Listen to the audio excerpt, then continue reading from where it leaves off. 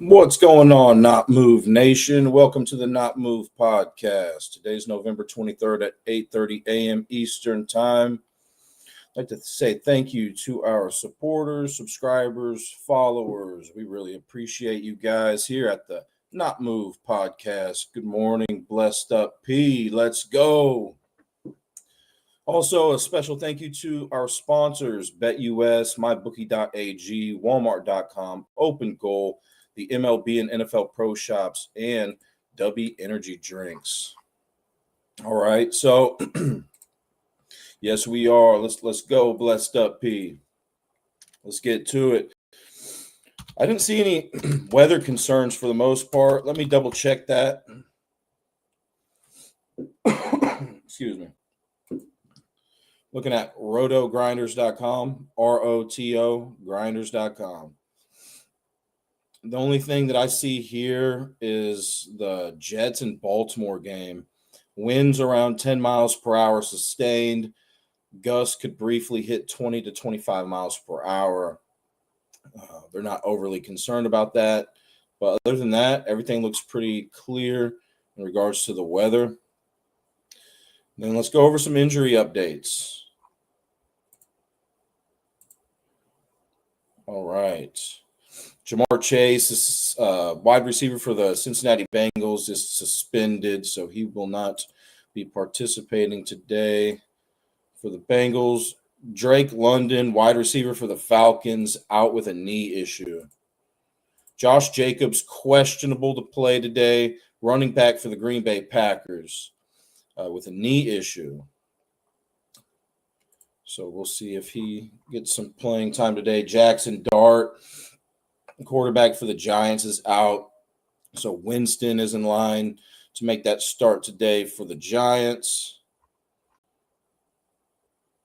Kenneth Walker, the third, questionable today.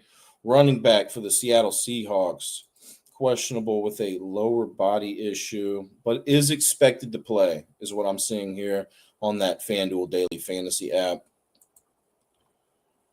Aaron Rodgers, questionable with a wrist issue.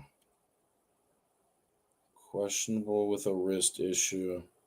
So let's see if we get any updates on his availability during the show. Michael Penix Jr. out. Quarterback for the Atlanta Falcons. Looks like Kirk Cousins is in line to make that start for the Falcons. Brian Thomas Jr., wide receiver for the Jacksonville Jaguars, out with an ankle issue today. Dylan Gabriel, quarterback for the Cleveland Browns, out with a concussion issue. And it looks like Shedeur Sanders will be that starting quarterback today for the Cleveland Browns. Marvin Harrison Jr. out with an illness. He's the wide receiver for the Arizona Cardinals. Alvin Kamara, questionable to play today. He is the running back for the New Orleans Saints. Questionable to play with an ankle issue today. Xavier Worthy, wide receiver for the Kansas City Chiefs, is expected to play today. He is questionable with an ankle issue.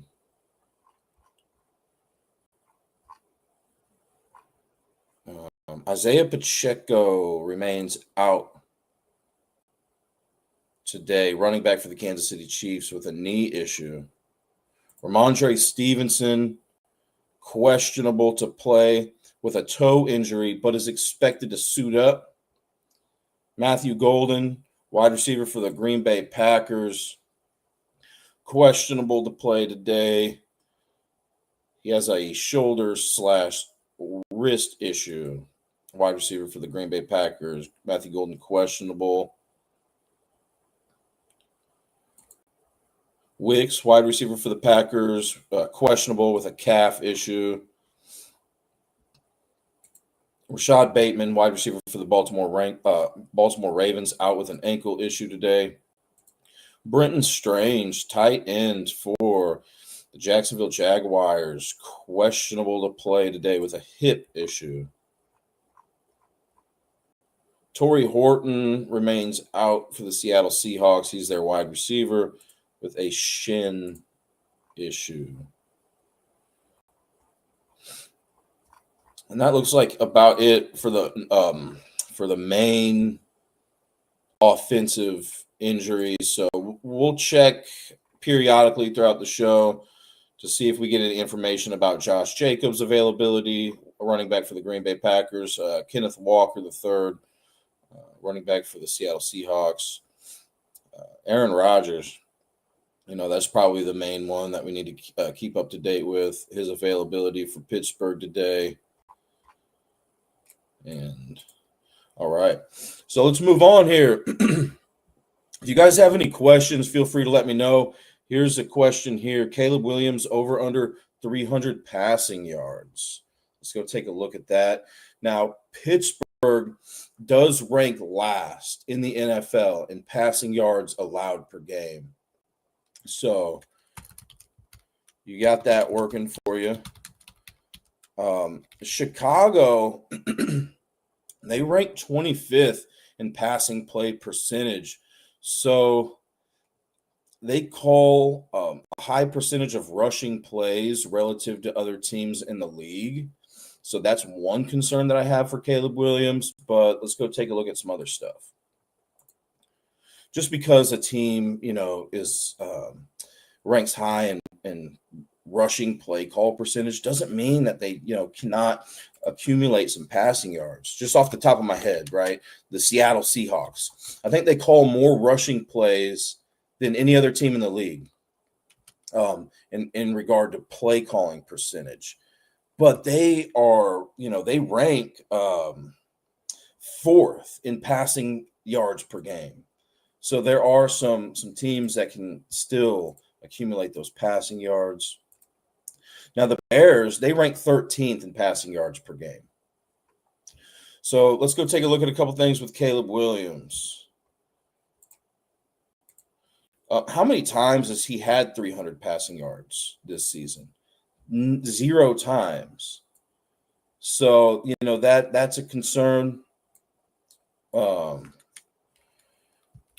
Caleb Williams versus Steelers. Let's go see if we have any history with Caleb Williams playing against the Pittsburgh Steelers.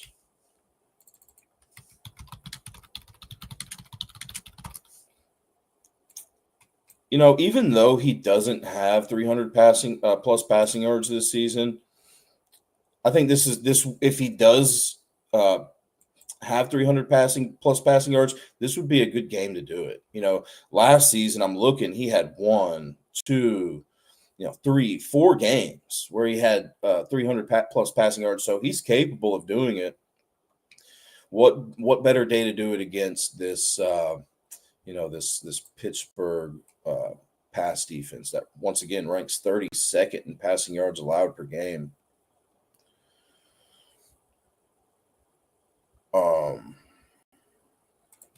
We could also go look at Caleb Williams splits here on ESPN.com.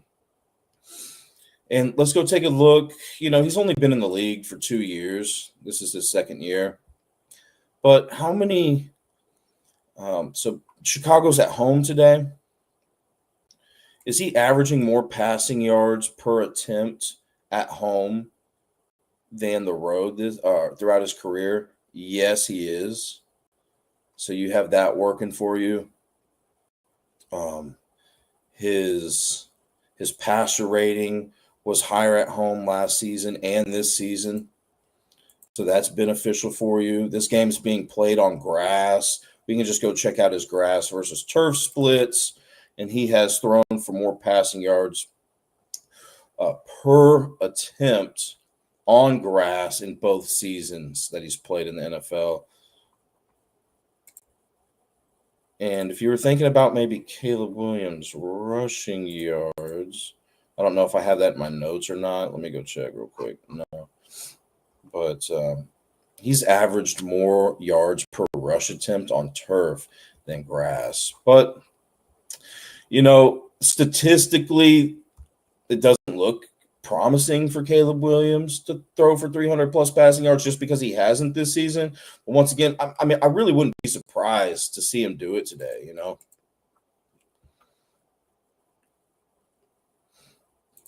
He says, let's go Broncos. Hey, thank you guys.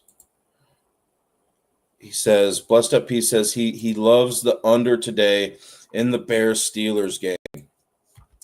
Let's go take a look at NFL ATS trends. We can go look at a couple things here, Blessed Up P, with that. So let's go take a look at the over-under trends for each team. Pittsburgh is 5-5 to the over this season. The Chicago Bears are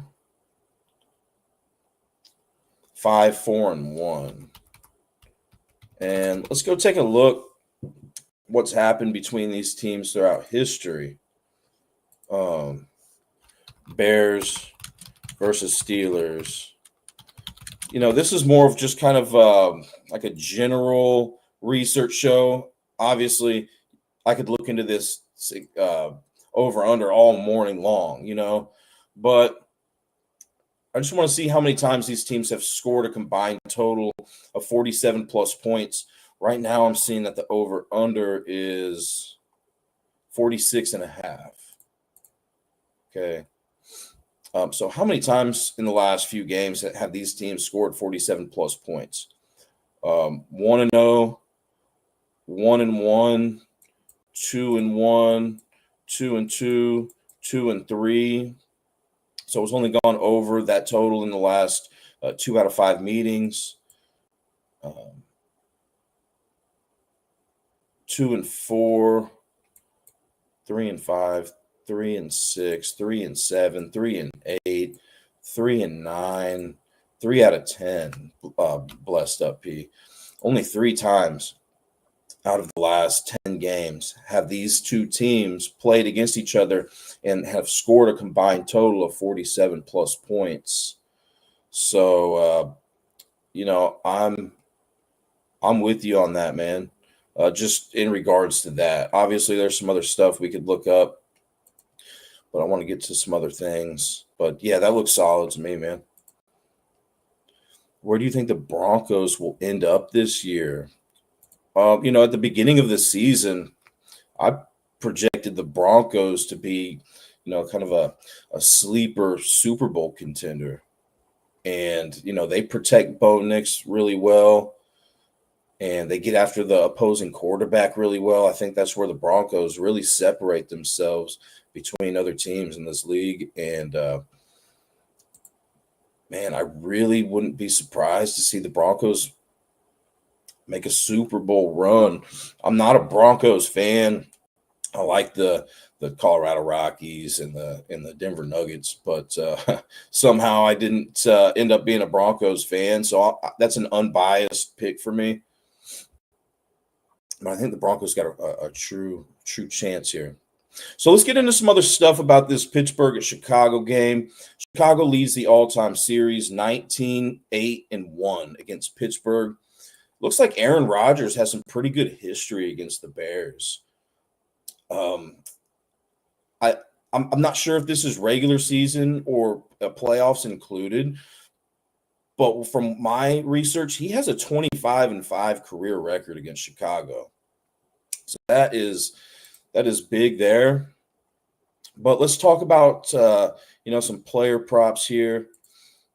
I've already mentioned that Pittsburgh has a poor pass defense. You know, they rank 32nd in passing yards allowed per game. To the wide receivers, they've allowed the second most receiving yards to wide receivers and the most receptions to wide receivers this season. Odunze, last that I checked, over under 53.5 receiving yards. He's gone over that in half of his games this season. He's gone under that total in one straight game. And then if you wanted to take that down to 40 plus, He's gone over that in 6 out of 10 games this season. If we took that to over for 30-plus receiving yards for Odunze, you're looking at 9 out of 10 games this season. He's gone over that line. He's never played against Pittsburgh, so I don't have any history to work with him against Pittsburgh. But he has averaged more yards per catch on the road than at home in the two seasons that he's been in the NFL, which is a bad trend for him since this game is in Chicago. And then also, he's had more yards per catch on turf than grass, which is a bad trend since this game is being played on grass.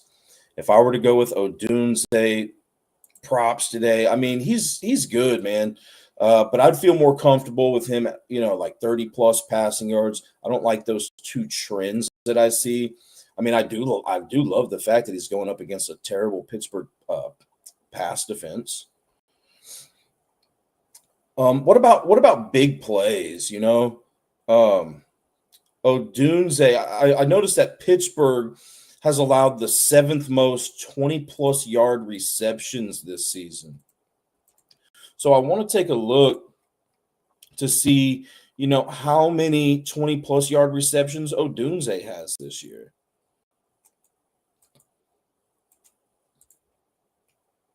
And I also do know that Odunze leads the Bears in yards per catch, and he ranks 14th best in the NFL. Pittsburgh ranks 19th in opponent yards per completion, so they're slightly below average in that category. But Odunze, man, he's had 3, 4, 5, 6, 7, 10, 12, 20-plus yard receptions this season. So, I mean, even though he's got a couple of bad trends with the yards per catch at home and the turf versus grass splits and the home versus away splits, I mean, I won't be surprised to see him hit this over here. If you like Odunze over that 53.5, I don't see enough information to make me say don't do it, I would personally feel a little bit more comfortable taking that line down to 30-plus receiving yards. But yeah, that's great that he has a lot of 20-plus yard receptions this season. Once again, Pittsburgh has allowed the 7th most 20-plus yard receptions. Luther Burden breakout game incoming. Last that I checked, Luther Burden over under 24.5 receiving yards. He's gone over that line in 4 out of 9 games this season. He's gone over that line in 2 straight games. He's had 22-plus receiving yards in half of his games this season. He hasn't played against Pittsburgh. He's a rookie. And then he's averaged many more yards per catch at home than the road this season, which is beneficial for Burden. And then he's averaged many more yards per catch in wins than losses this season. So if you're thinking that the Bears come out on top here, I'm thinking Luther Burden, just based on these statistics, goes over that line. And he's also averaged many more yards per catch on grass than turf this season. Once again, this game's being played on grass, so that's another beneficial trend for those who want to take Burden over those receiving yards. But it is a small sample size. If by chance you can get Luther Burden at 1+ receptions, he's had that in 9 out of 9 games this season. But it's true over under. Last that I checked is over under 2.5 receptions. He's gone over that in 2 straight games, 4 out of 9 games this season. And he's had 2+ receptions in 5 out of 9 games this season. And then I just want to go back to maybe the Odunze receptions real quick. Over under 3.5 receptions. Once again, Pittsburgh has allowed the most receptions to wide receivers this season. Odunze has gone over the 3.5 receptions in half of his games this season. He's had 3+ receptions in 6 out of 10 games. He's had 2+ receptions in 9 out of 10 games this season. And then the last guy we'll talk about here for this Chicago wide receiving corp is DJ Moore. Last that I checked, his over-under is 35.5. He's gone over that line in 7 out of 10 games this season. He's gone under that in 2 straight games. He's had 20-plus receiving yards in 8 out of 10 games this season. Then he's gone over that line, that 35.5 receiving line, in 1 out of 2 career games against Pittsburgh. And he scored a touchdown in 1 out of 2 career games against Pittsburgh. He's had 20-plus receiving yards in both career games against Pittsburgh as well. So I think historically, out of the 3 receivers, I mean, we didn't have any history with Odunze or Burden, but DJ Moore, we know that he's capable of putting up 20-plus receiving yards. I know that's kind of a big jump from 35.5 receiving yards to going down to 20-plus, but I know some of you do like to take those alternate lines and stack them. So that's looking all right there. And then who leads this team in target share? My guess is Odunze. Let's go take a look real quick. I'm looking at fantasysp.com. Yeah, Odunze, 75 total targets this season. And then it's DJ Moore. Luther Burden, he doesn't see a lot of targets. So, in that regard, I'm a little worried about Burden. But really, all of these Chicago wide receivers are capable of picking up a substantial amount of yards per catch. So, I mean, it's tough to pick between the 3, but I would have to lean towards DJ Moore going over his true line at 35.5 than the other 2. Just because he's gone over that in 7 out of 10 games this season. But if you want to play it on the safer side, once again, 20-plus, he's gone over that in 2 out of 2 career games against Pittsburgh. And if you guys have any questions, feel free to let me know. I like Caleb's passing attempts, 32.5. 3 out of the last 4 quarterbacks have gone over this line, and Williams also been over this line 3 out of 4 times. What do you think? Yep, let's go take a look here. So I'm going to go to fantasy.nfl.com, filter this by I'm looking at fantasy points against. So basically defense versus position. And I want to see how many passing attempts that Pittsburgh is allowing to quarterbacks this season. They've allowed the most. Blessed up P. Caleb Williams over under, and then what did you say that line was at? 32.5. 32.5 passing attempts. Pitt allows the most passing attempts than any team in the league.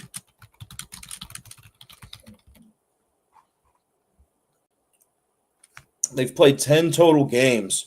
So I want to take the 397 passing attempts that they've had.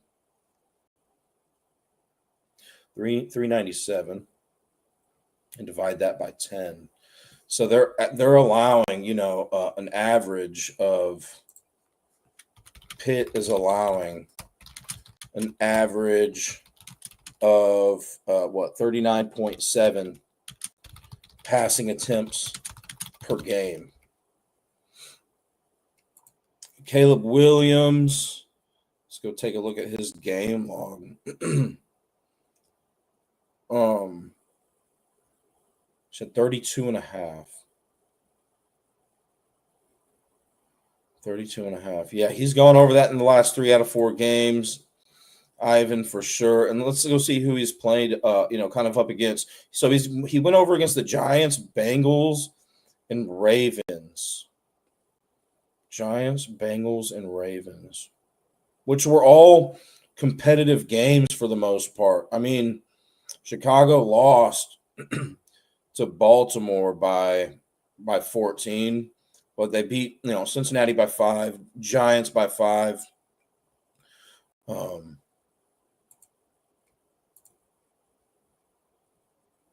Caleb Williams passing attempts over the 32.5. I just want to see how many passing attempts these teams kind of have allowed. The Giants are right up there with Pittsburgh. They've allowed the third most passing attempts. The Bengals, they're about they're about average. And then Baltimore, they're below average too. So from what I can see, man, that's looking pretty good. Something else that we can do here, Ivan, is add up his Caleb Williams' total pass attempts this season and divide that by the number of games that he's played, which is 32.5. He's averaging 32.5 passing attempts this season. And I want to also see, how Pittsburgh is at defending against that run. Chicago is really good at running the ball. I mentioned that they do call a high percentage of rushing plays. They rank second best in the NFL in rushing yards per game. But Pittsburgh's rush defense is much better than their pass defense. And if I'm Chicago today, I'm looking to, change the play calling style a little bit, just to take advantage of that Pittsburgh defensive vulnerability. So I'd have to lean towards him going over that. Now, obviously, if Aaron Rodgers doesn't play, then I would think that the game has a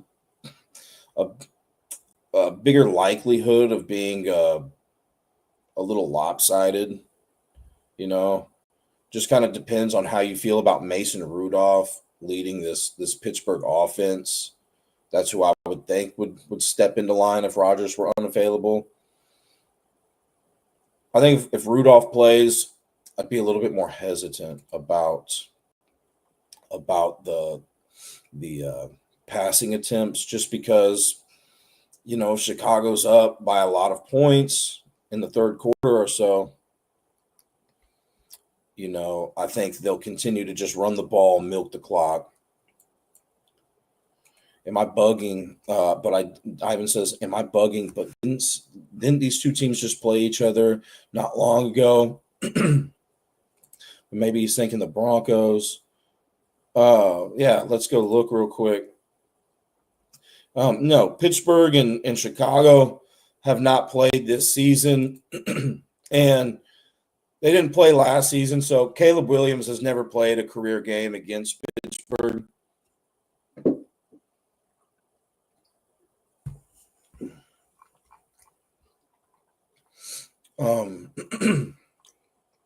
Excuse me. Okay, so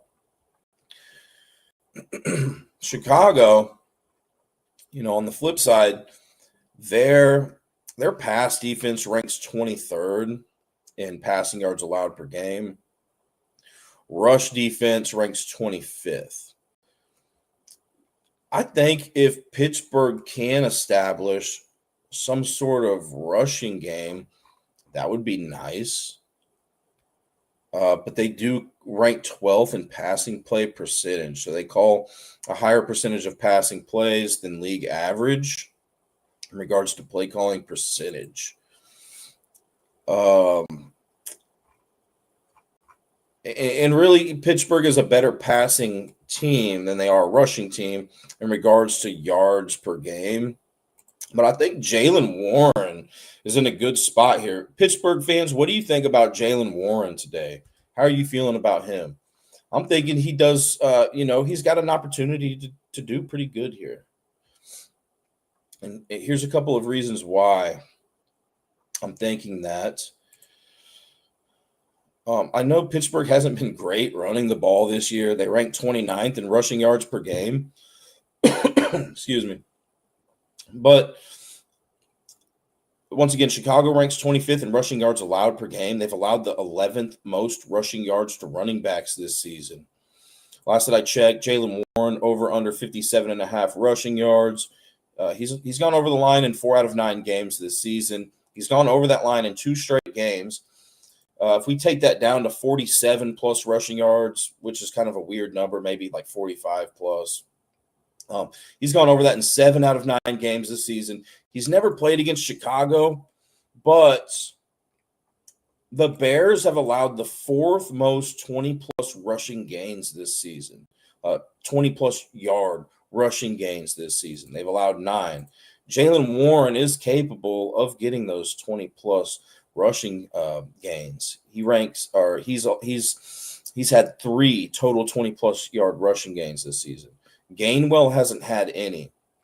So Chicago also allows a good amount of yards per rush attempt. They allow the 4th most yards per rush attempt than any team in the NFL.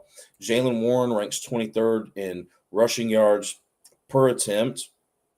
So I could see him breaking out for, 20 plus yard gain, which really cuts into that 57.5 rushing yards. But once again, if you're taking him, for 45 plus or something like that,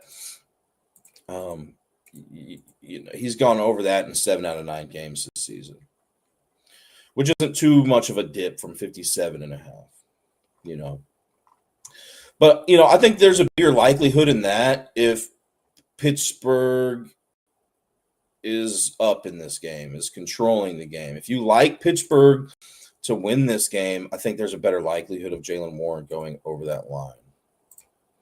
Aaron Rodgers supposedly owns Chicago. Like, literally, I know, man. At the beginning of this game breakdown, what I found is that Rodgers has a 25-5 career record against Chicago. I don't know if he's ever played them in the playoffs or not. That's a lot of games. But whenever I type that into the search engine here, Aaron Rodgers versus Bears record, I'm seeing he is 25-5, including the playoffs in his career as a starter. So, yeah, I'm thinking Pittsburgh, if Rodgers plays, has a good chance to come away with this one. Blessed Up, he says, yeah, I like Warren also over his rushing yards. Bears ranked 25th in rushing defense. Yeah, once again, I kind of like that a little bit more if the Steelers win this game or are ahead in this game. So it just kind of depends on what you think will happen in this one. Like I said, I think Pittsburgh has a real chance to win if Aaron Rodgers plays. If he doesn't play, Mason Rudolph is respectable somewhat. So, yeah, give me Pittsburgh. What's the line? 2.5? That's a weird number. I wouldn't take 2.5. I would either do money line for Pittsburgh. And once again, guys, if you're tailing, please do so at your own risk. If you're fading, that's cool too. But yeah, I would either probably do Pittsburgh money line or plus that 3.5. Or even 3, 2.5. We see a lot of games decided by 3, right? What else do we want to break down? We have to talk about DK Metcalf a little bit here. Chicago has allowed the 12th most receiving yards allowed to wide receivers this season. DK Metcalf, last that I checked, over under 50.5 receiving yards. He's gone over that line in 4 out of 10 games this season. He's gone under that line in 3 straight games. He's had 50-plus receiving yards in 5 out of 10 games this season. He's had 32-plus receiving yards in 8 out of 10 games this season. He hasn't gone over the 50.5 receiving yard line in any career game, in 2 career games that he's played against Chicago. He did score a touchdown in 1 out of 2 career games against Chicago. So, yeah, I think he could be a big part of this offense if Rodgers is playing today. And obviously the tight ends could be a big part of it too for Pittsburgh. but Chicago is more vulnerable to receiving yards allowed to wide receivers than they are receiving yards allowed to tight ends relative to the other teams in the league. So I think if Pittsburgh does win, I think, DK Metcalf will probably have to go over that 50.5 total, or at least 50 plus. What else here? I wanted to look at a red zone target share, anytime touchdowns, right? So let's look at the red zone statistics first. The Bears, they rank 14th in red zone attempts per game. Pittsburgh is below average at allowing their opponents to get into the red zone. So I think Chicago will have some opportunities in that red zone today. But when Chicago's in the red zone, they rank 20th in converting touchdowns and that red zone conversion percentage. And Pittsburgh's done a great job at limiting teams from scoring touchdowns when they enter the red zone. On the flip side, Pittsburgh's a little bit worse at getting into the red zone than Chicago, but Chicago's red zone attempts per game is a little bit lower than Pittsburgh's. Pittsburgh's good at converting touchdowns when they get into the red zone. Chicago's slightly above average at defending against touchdowns whenever teams do enter the red zone. So, overall, I give Pittsburgh a big red zone conversion advantage. I think if Pittsburgh gets into the red zone and Chicago gets into the red zone, Pittsburgh has a better chance of converting those into touchdowns. And so when I'm looking at Pittsburgh, their red zone receiving statistics here at pro-football-reference.com. See that DK Metcalf has the most red zone targets out of any Pittsburgh Steeler. And then it's Darnell Washington with 7, Kenneth Gainwell with 6. But let's go see where the Chicago Bears defense has been most vulnerable at allowing touchdowns relative to other teams in the league. Let's go see if we find any big, vulnerabilities in the Chicago. So wide receivers, guys, they've allowed the second most touchdowns to wide receivers out of any team in the league. That is their biggest positional defensive vulnerability.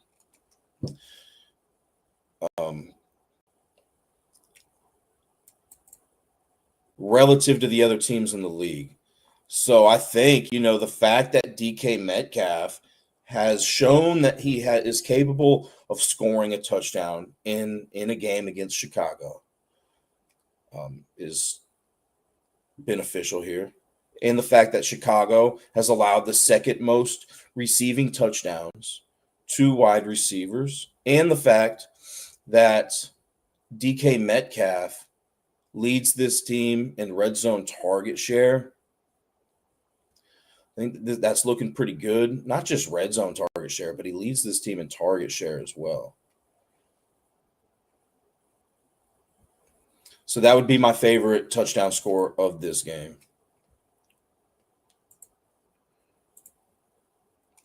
If Rodgers can't go, it looks like it'll be Mason Rudolph.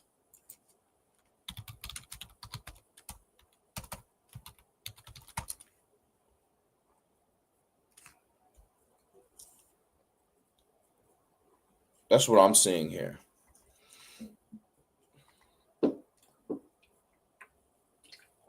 And, let's go see if we can find Mason Rudolph. And then let's go to a different game after this. I kind of want to talk about these receptions for the Steelers tight ends too. But Mason Rudolph record versus Bears. Let's see if we have anything here. Versus the Bears. Looks like he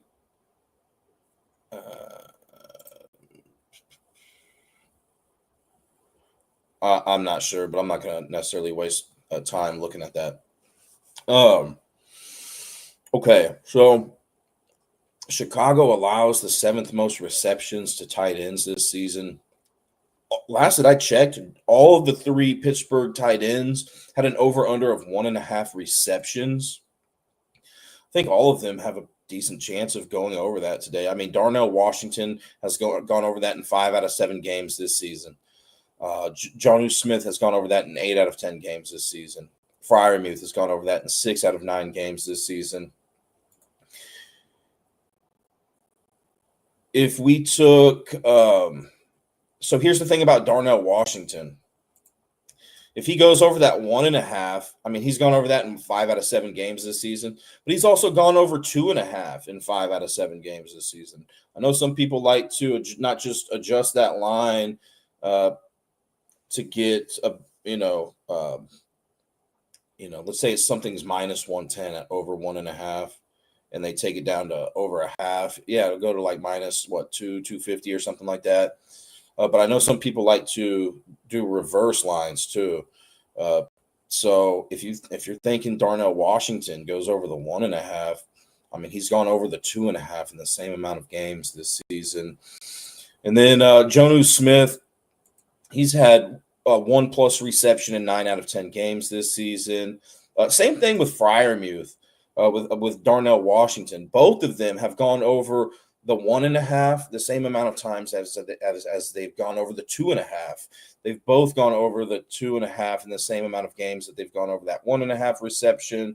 And then Freiermuth has had 1 reception, 1+ reception in all 9 games that he's played in this season. Jonnu Smith has had 1+ reception in 9 out of 10 games this season.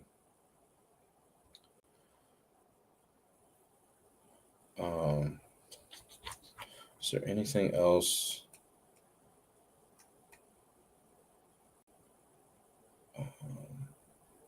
I do just want to mention that this Chicago defense has allowed the most 20+ yard receptions this season. So if there is a player, I mean, Metcalf, Freiermuth, Darnell Washington, Calvin Austin, if any of those guys are on your radar and they're good at getting those 20+ yard receptions, even Roman Wilson or whatever, I think there's a good chance that they pick up a good amount of yardage today when they do pass the ball per pass attempt. Won't be surprised at all to see Pittsburgh pick up some 20+ yard receptions in this one. But yeah, let's move on to it's tough to take Steelers props if Aaron Rodgers is out. Yeah, absolutely, man. It is. And I would think that Pittsburgh would opt to run a little bit more, keep the weight off of Mason Rudolph as much as possible, So, but overall, I do give Chicago a good sized passing advantage. Give Chicago a big rushing advantage, a big third down conversion advantage. Pittsburgh, I give them a big sacks on the quarterback advantage and a big red zone conversion advantage. Chicago, they have the biggest turnover differential number in the NFL, so they're good at taking the ball away and more than their opponents do against them. So that's tough. But yeah, I like the Steelers plus if Rodgers plays plus 3.5. I know that line's at 2.5, but all right, let's move on to a different game here. You said Ravens Jets. Okay, yeah, let's move on to that. Ravens and Jets. Baltimore leads the all-time series 10-2 against the Jets. Baltimore has won the last 9 out of 10 games against the Jets. Looks like Tyrod Taylor is projected to be that starting quarterback today for the Jets instead of Justin Fields.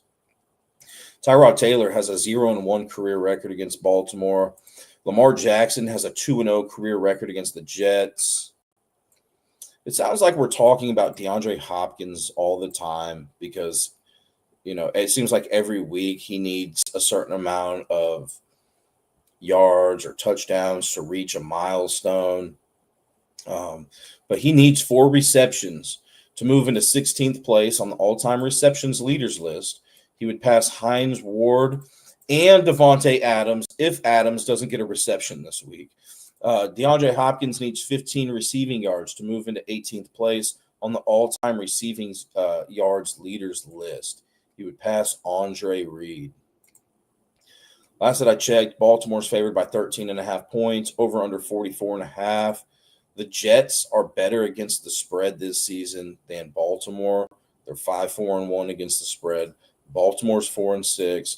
Baltimore carries a 5-5 record into this meeting. The Jets are 2-8. Once again, Rashad Bateman, wide receiver for Baltimore, is out of this game. I give Baltimore a slight passing advantage in this one, a slight rushing advantage, slight third down conversion advantage, good size red zone attempts per game advantage, big turnover differential advantage. And really all I give the Jets is a slight red zone conversion advantage in this game. I didn't have the opportunity to do as much research in this game than other ones, but I do have some stuff here in my notes. I talked about, I don't know what DeAndre Hopkins' line is at, but let me go take a look real quick since I was just talking about him. DeAndre Hopkins, Baltimore. Where is that game?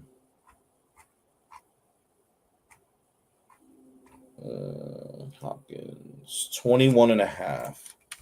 21.5 receiving yards for Hopkins. This is over under today.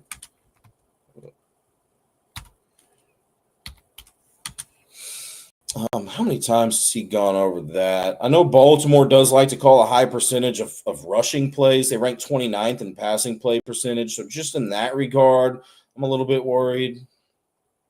Also, the Jets' pass defense is much better than their rush defense in regards to yards allowed per game. So if I'm Baltimore, I'm really focusing on the run here today.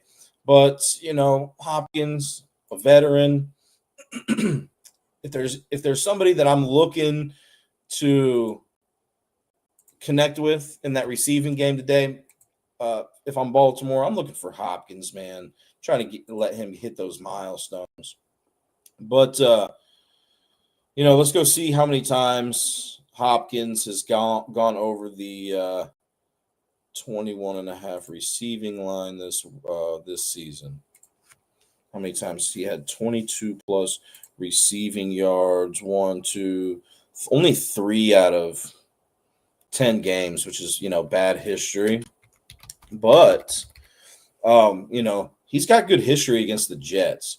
Obviously, he's not the player he once was, but he's had 118 plus receiving yards in 3 out of 4 career games against the Jets. He's had 131 plus receiving yards in 2 out of 4 career games against the Jets.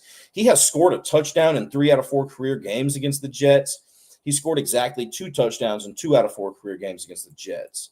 I kind of just want to see real quick how many receiving touchdowns the Jets have allowed to wide receivers this year. They've done pretty good at limiting those wide receiver touchdowns, to be honest with you. And it seems like every time I mentioned Hopkins going over milestones, he hasn't been hitting them.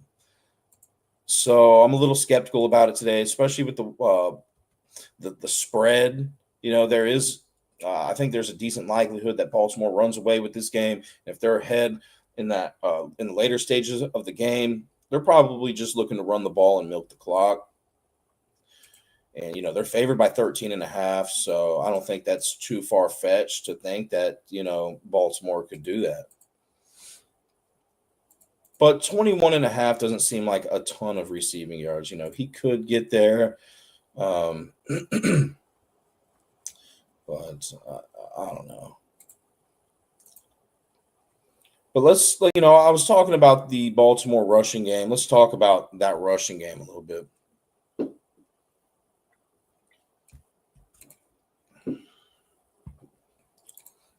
Bettors, what do you think about Lamar Jackson under 26.5 passing attempts?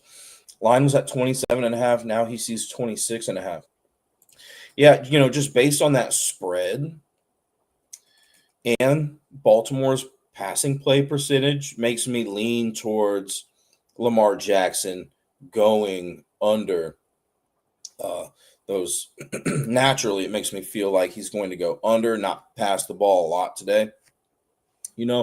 So Lamar Jackson passing attempts, Jets. How many passing attempts are the Jets allowing this season? They're not allowing a lot to opposing quarterbacks. They've allowed 302 passing attempts, and we'll divide that by 10. So they've allowed on average Lamar Jackson over under 26.5 passing attempts. On average, they've allowed 30.2.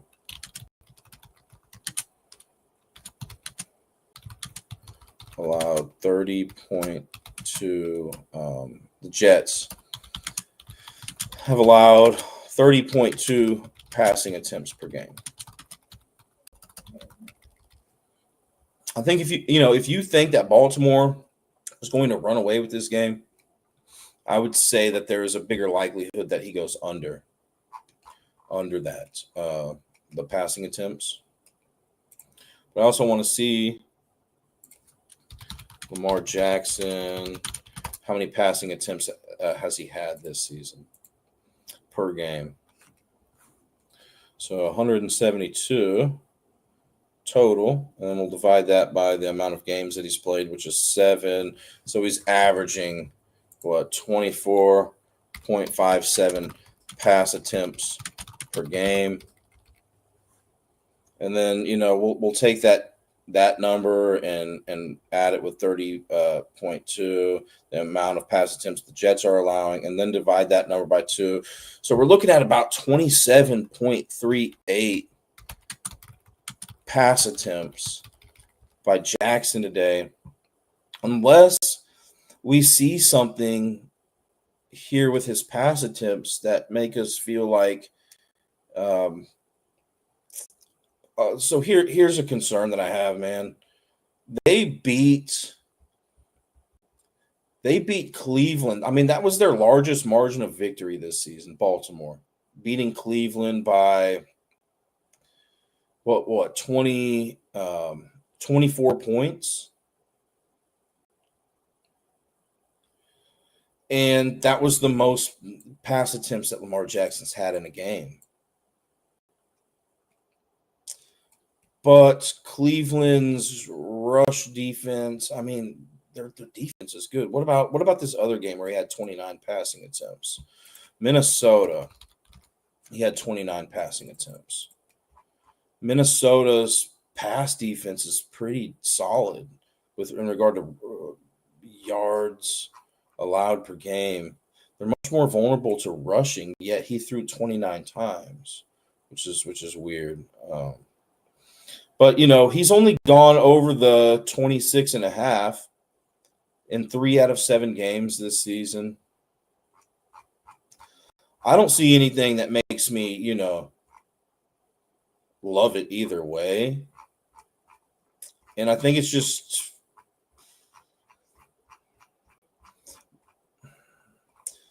I think it's kind of based on game script, right? If you think Baltimore is going to run away with this game, there's a lot bigger likelihood, is what I'm naturally feeling. But then I look at this game where they beat Cleveland by 24, and he had 29 pass attempts.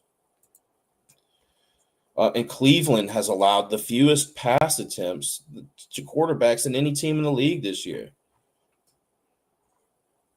So I don't know, man. I have my doubts.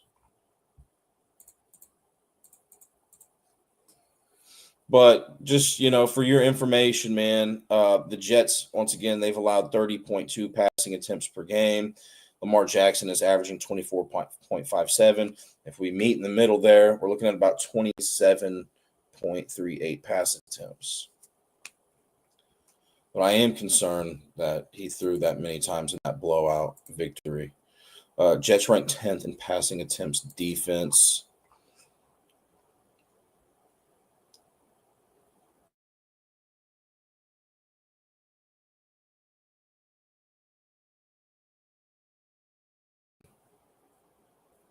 Yeah, Lamar Jackson's 4-7 to the under this year with that. Yeah, so I mean, I think that line is pretty sharp. I don't feel great about really either way. I'm gonna have to lean towards him going. Um, I mean, here's the thing, man. If I'm Baltimore, I'm not really looking to pass against the Jets for a couple of reasons. One, the Jets they're more vulnerable to that run in regards to rushing yards allowed per game.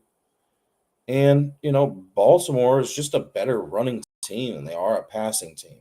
They rank fourth best in rushing yards per game, 29th in passing yards per game. I know the passing number it could be a little bit skewed since Lamar Jackson hasn't played all season.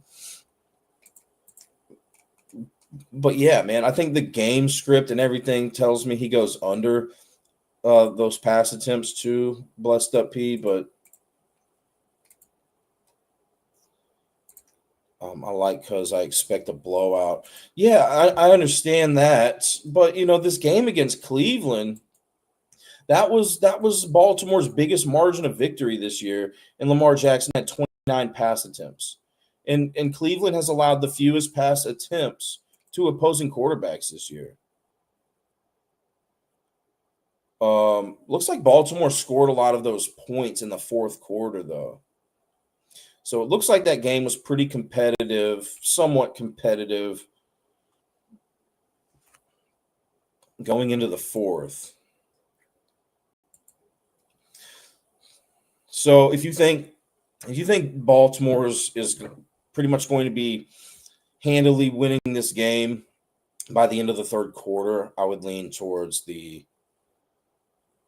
under on those. But I mean, if Baltimore was up by 10 points against Cleveland going into the fourth quarter, and that's where Lamar Jackson. I'm just kind of looking at the game and what happened, and that's when he was passing. I mean, he was passing a lot there on that first drive in the fourth quarter against Cleveland. And he was still passing when Baltimore was up by 24 points in the fourth quarter. And Baltimore's 5-5. I don't think that they're really trying to mess around. They need this game. Anyways, I don't want to get stuck on this too much. Yeah, but Ravens was looking bad, and I remember Browns had a chokehold on Derrick Henry. Yeah, that's a great.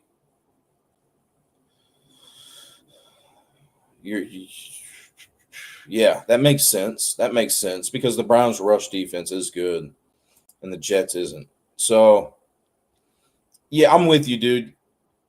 I think you've convinced me with that statement there, Ivan, that he goes under because I do think Derrick Henry and or Lamar Jackson have a good rushing game today, much better than against Cleveland. I mean, Cleveland, you're absolutely right. Derrick Henry only had 23 rushing yards. Lamar Jackson only had 13. And I expect them to do way better today against the Jets. Yeah, I'm leaning more towards that under two there, Ivan. Great, great comment there. Now let's talk about the rushing attack for Baltimore a little bit here. We mentioned that Baltimore is a better rushing team than they are a passing team. They call a higher percentage of rushing plays than passing plays relative to the other teams in the league.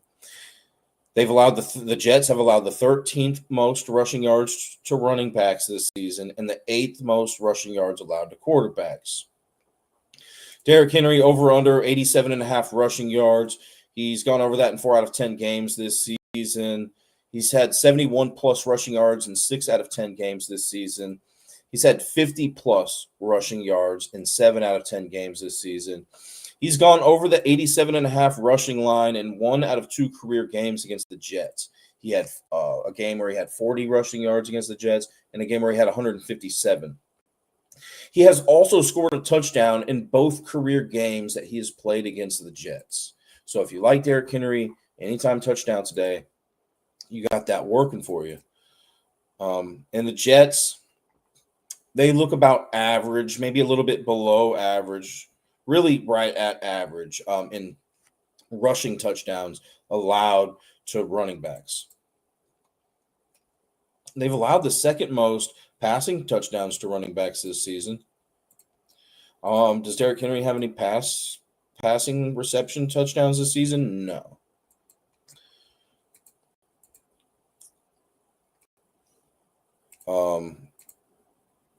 Justice Hill has one. So if you like Justice Hill today for, a sneaky one, and I could see that, we see that a lot where a team's up by a lot of points, and then they start giving their running back, their backup running back, a little bit of work. But here's the thing with Baltimore. I do expect them to see the red zone today. They rank 11th in red zone attempts per game. Jets rank 23rd in opponent red zone attempts allowed per game. The Ravens could be better at converting touchdowns in the red zone this season.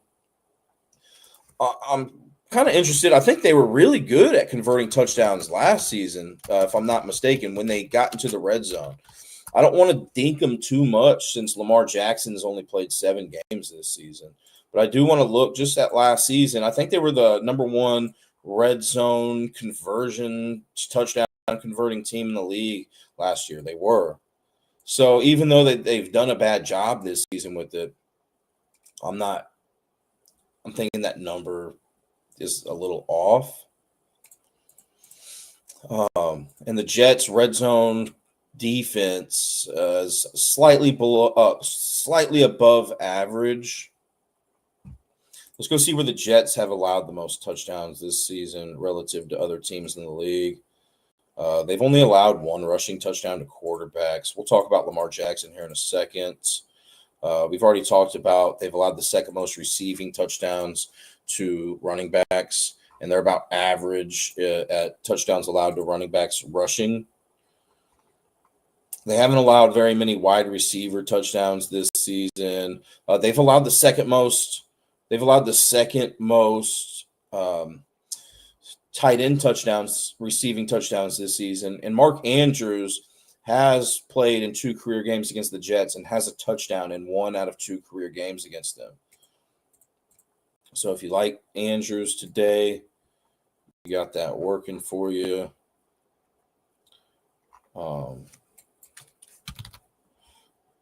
And Mark Andrews leads this Baltimore Ravens team in red zone targets this season. And their second red zone target is out, Rashad Bateman.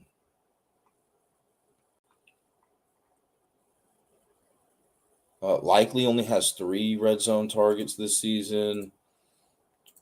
How many games has he played? 1, 2, 3, 4, 5, 6, compared to Mark Andrews, who's played 10.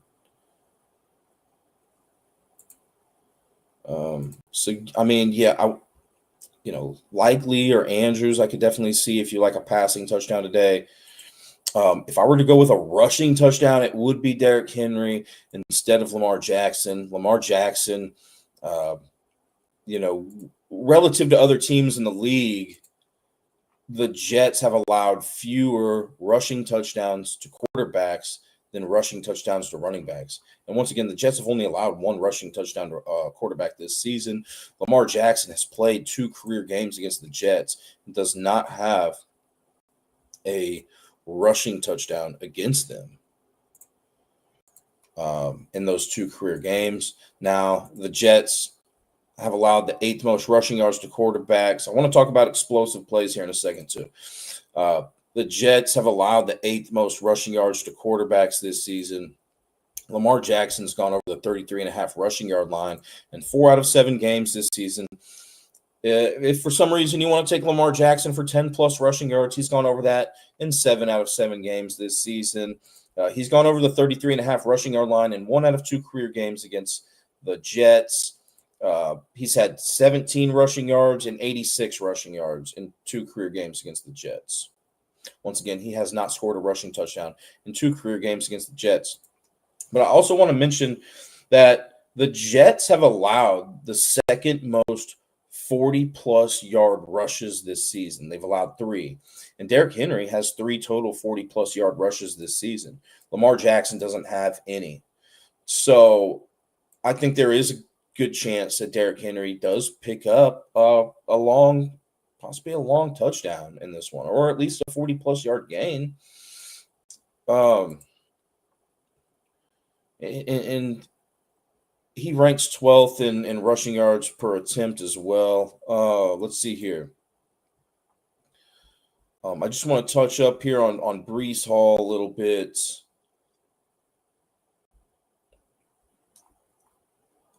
Breece Hall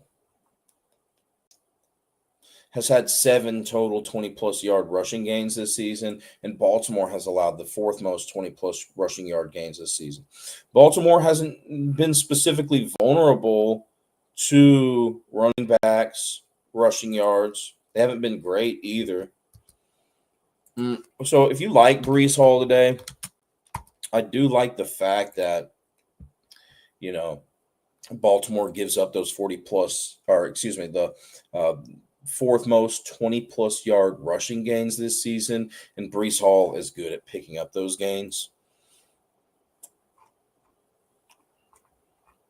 It's just, how much are the Jets going to be able to run the ball if they're down in this game? But if you like the Jets to compete in this one, I think Breece Hall is a pretty good look here.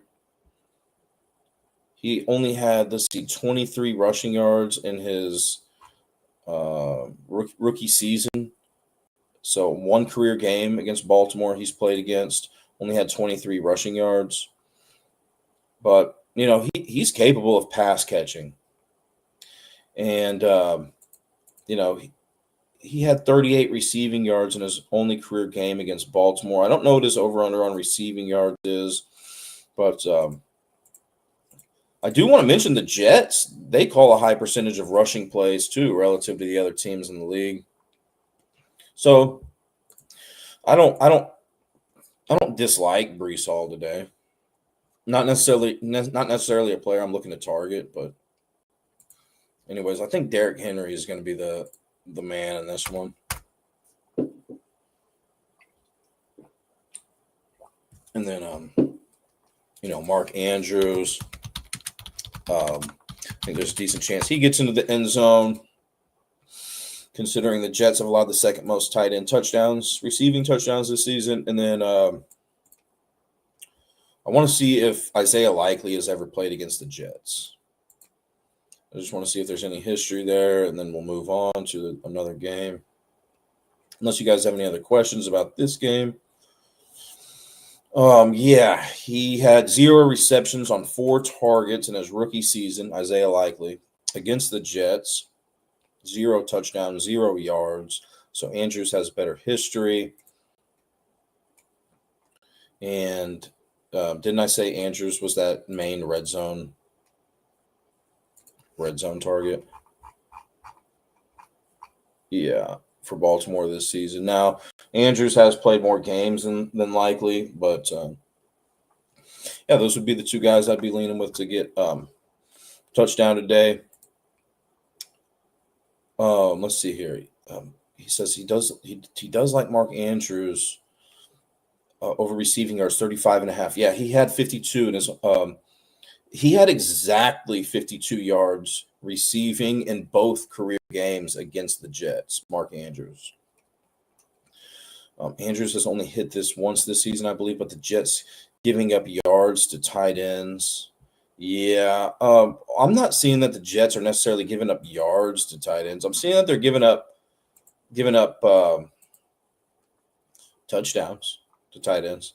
But what I'm seeing here on fantasy.nfl.com and that defense versus position is that the Jets have allowed the ninth fewest passing yards or receiving yards, I should say, to tight ends. So it's not necessarily the receiving yards. I mean, yeah, I could see him going over that, but that's not necessarily what I'd be looking to target. I would with Andrews, for me, it's really an anytime touchdown. Um, but you may have some other reasons why you like that, right? Hunter Henry had 45. Fannin had 44. Njoku went under with 21, and Noah Fant had 41. Says Bust. What about Brees Hall receiving yards at 17 and a half? Yeah, he has had 38 receiving yards in one career game against Baltimore. Although the Jets call a high percentage of rushing plays relative to other teams in the league, won't be surprised if they have to pass the ball in this one. One question that I have is, does Tyrod Taylor like to target running backs? Yeah. He played against, looks like, Carolina earlier this year. That was the latest game that we've seen Tyrod Taylor in.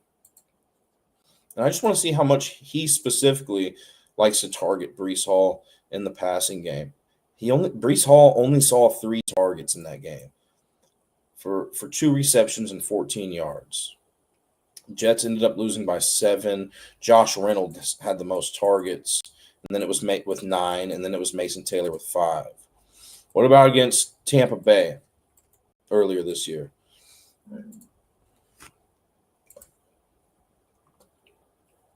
Garrett Wilson, 13 targets. Mason Taylor, 6. Brees Hall, 6.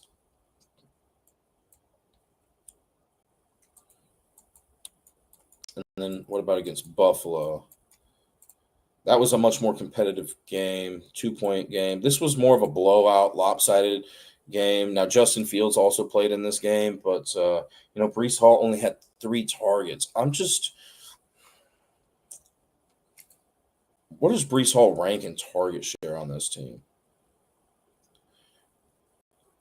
Garrett Wilson is out, though, right? It looks like some of these games, if not all of them, Garrett Wilson was in.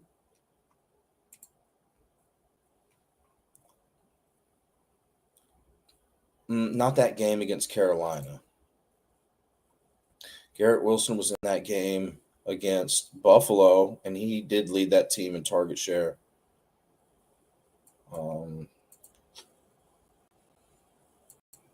I'd really be looking at the tendencies of Tyrod Taylor, and does he like to utilize that running back?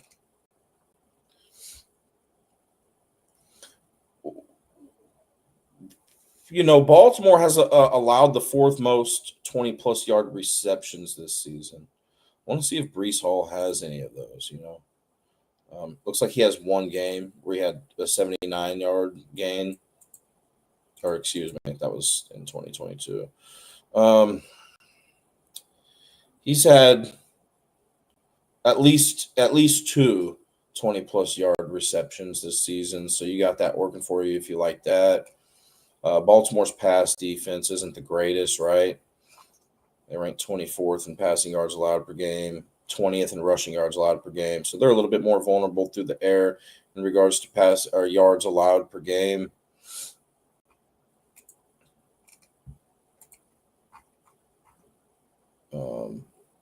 They haven't been exceptionally good or bad against receiving yards or receptions allowed to running backs. And yeah, so I just think it comes down to his tendencies. It doesn't seem like Tyrod Taylor necessarily loves to target the running back, at least this season.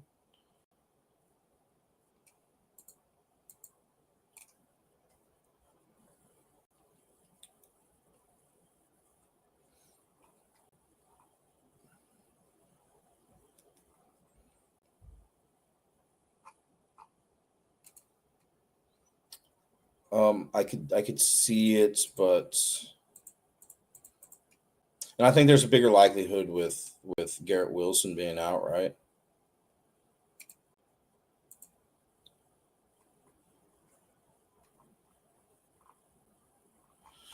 Because with Garrett Wilson being out, Brees Hall ranks second on the team in target share. But, we have a kind of a new quarterback here. So I think it just comes down to Tyrod Taylor's tendencies. I don't want to get too stuck into looking at those tendencies, but I don't necessarily love what I see just based on the games that Tyrod Taylor's played in this season about him targeting Brees Hall. Ivan says he loves Zay Flowers today. Yeah, the Jets have allowed a chunk of yardage every time their opponents complete a pass. Zay Flowers ranks 35th in the NFL in yards per catch. So I think there's a good chance today for him to do a little something. It's a non-primetime game, says Blessed Up P. The Jets, although they've allowed the 10th fewest receptions to wide receivers this season, they haven't been great nor terrible at defending against that. The receiving yards allowed to wide receivers. All it takes with Zay Flowers is, one shot, right? Let's go look at Zay Flowers real quick. Over under 63.5 receiving yards.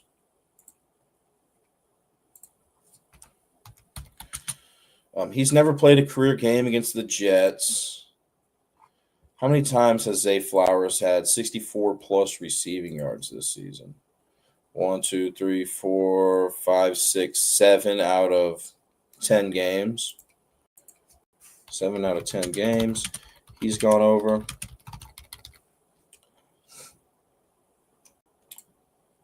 Target share for Baltimore. He ranks first by a long shot in target share on the team. And then I want to know the explosive plays. I don't have the Jets on my list here as a team that allows a ton of explosive plays through the air. Let me just see what they rank. Receiving defense here by the Jets. They've limited, 20-plus yard receptions pretty well this season. They've limited 40-plus yard receptions as well this season. So, I think he could do it, man. And like I say with a lot of other props, you may have some other reasoning why you like Zay Flowers. You said not a non-primetime game.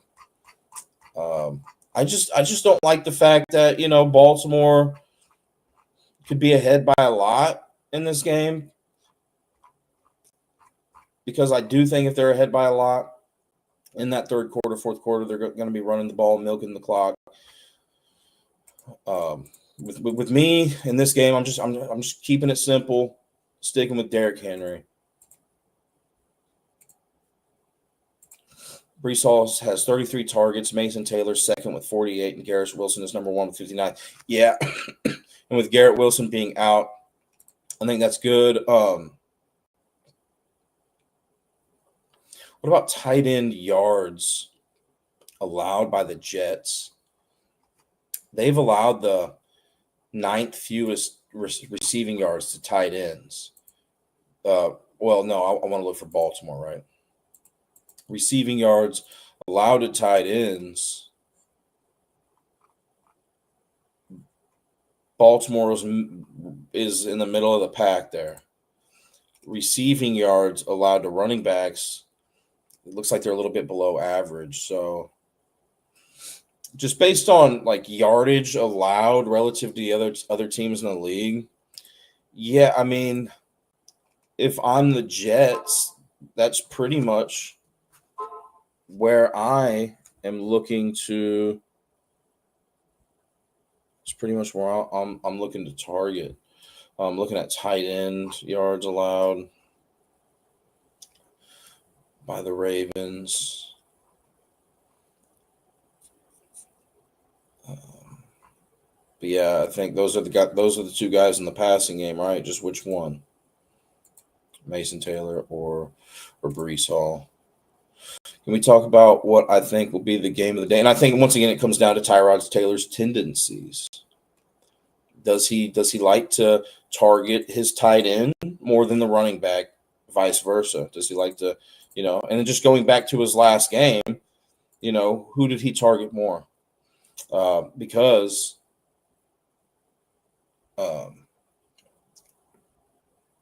Garrett Wilson was not in that game where he played against the Panthers. And Mason Taylor had 5 targets compared to Breece Hall's 3. Now, Justin Fields played a little bit in that game. I would have to look at each play in that game. But what about against Tampa Bay? Justin Fields did not play in that game. Garrett Wilson did, though. Breece Hall had 6 targets. Mason Taylor had 6 targets. So it seemed like, he evenly distributed the ball, but Garrett Wilson was in. But he evenly distributed the ball between Breece Hall and Mason Taylor. Can we talk about what I think will be the game of the day? Colts versus Chiefs, which JB was on here on the live, right? I know JB, he made some picks, and he picked against the Chiefs today. Blessed up, he says Zay Flowers first half touchdown. But yeah, overall, give me Baltimore minus the 13.5 here. Even though the Jets are better against the spread. I just, I don't necessarily love that play. It's a huge line. And the Jets, man, I mean, they've somewhat been competitive, but it's a new look here with Tyrod Taylor for the most part. I just think Derrick Henry's going to eat today.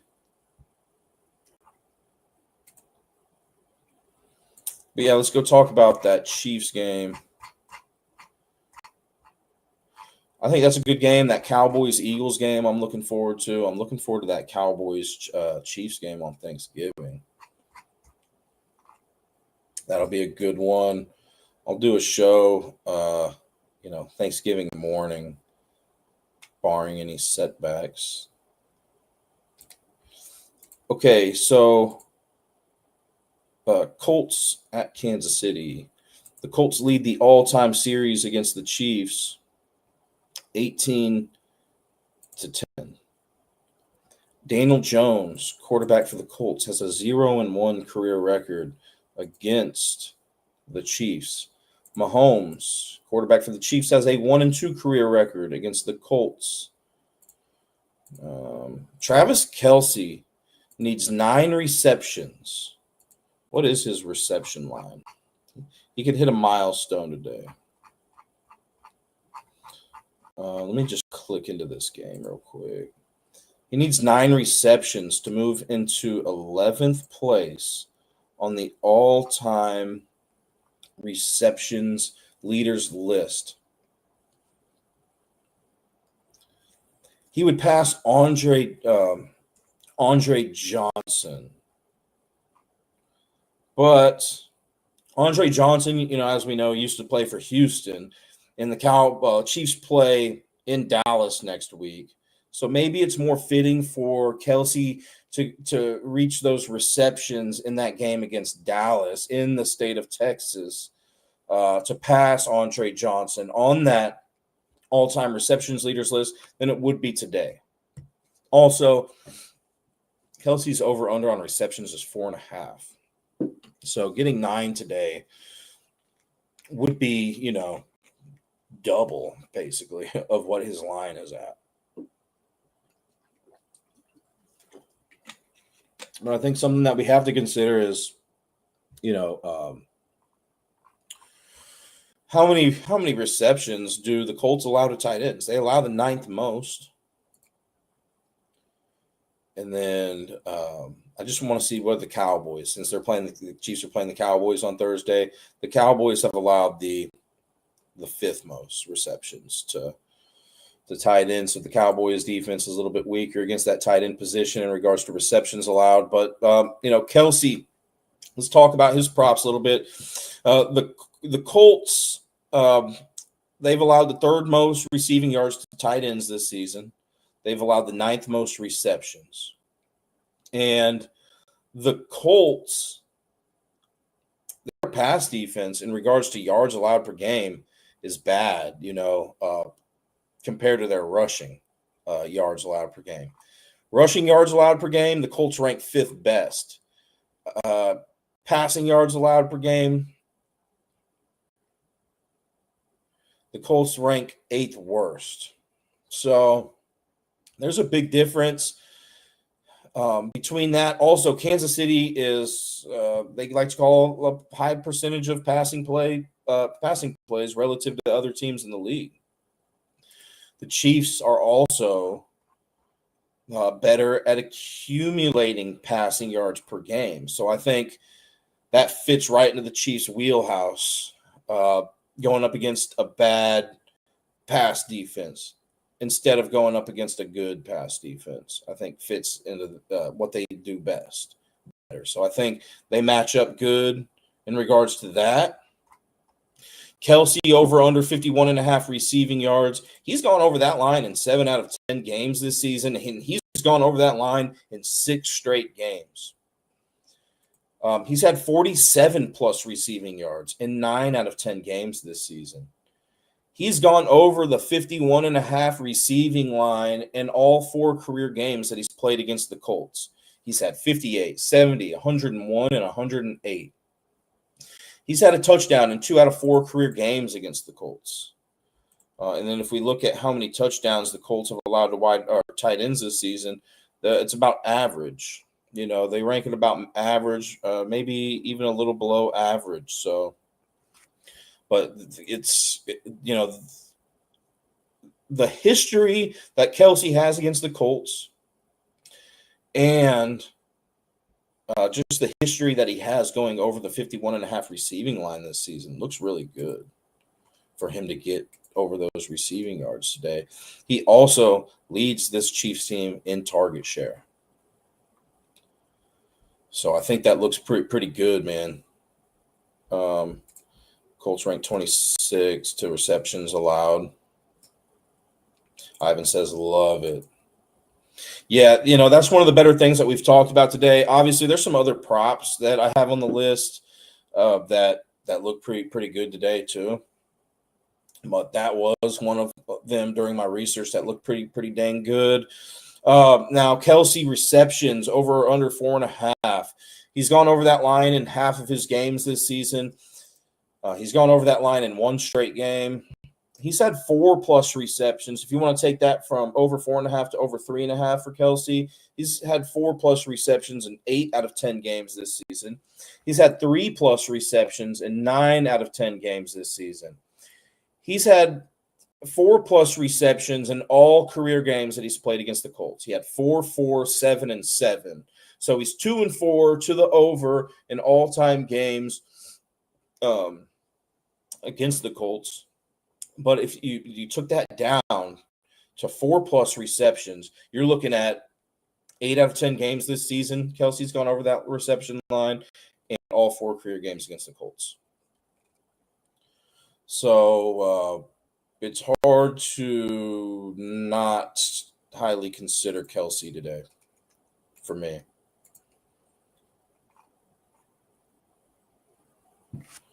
Okay.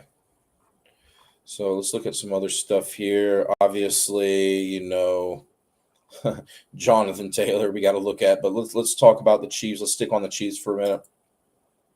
Last time I checked, Mahomes over under 273.5 passing yards. He's gone over that line in 4 out of 10 games this season. Mahomes has had 250 plus passing yards in 8 out of 10 games this season. He's gone over the 273.5 passing yards in 2 out of 3 career games against the Colts. The passing touchdowns for Mahomes, I'm a little bit worried about today. I think it was at 1.5. Now, the Colts probably have allowed a good amount of passing touchdowns to quarterbacks this year. Let me look. Yeah, they're about middle of the pack, maybe a little bit below average. But Mahomes has played 3 career games against the Colts, and he hasn't had 2+ passing touchdowns in any career game against the Colts. So a little concerned about that. But let's stick with the passing yards. Mahomes has averaged more passing yards per attempt in games that he wins. I don't know if he's ever tied in a game before, but wins and ties. He's had more yards per pass attempt than passing yards per attempt in games that he loses in every season that he's had in his career except one. So if you think the Chiefs are going to win this game, I got to lean more towards Patrick Mahomes getting those passing yards today. Once again, 250 plus, 8 out of 10 games this season. But over the 273.5, 4 out of 10 games this season, 2 out of 3 career games against the Colts. He's gone over that, and he has averaged more passing yards per attempt in games that he wins or ties than games that he loses in every season that he's played in his career except one.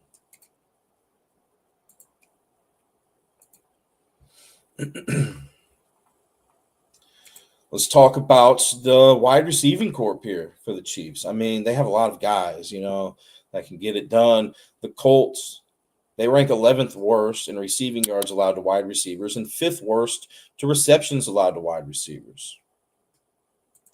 Just browsing through my notes here, I think Juju Smith-Schuster is somebody that I want to talk about first.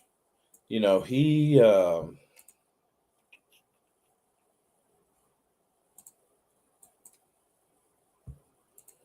let's talk about him.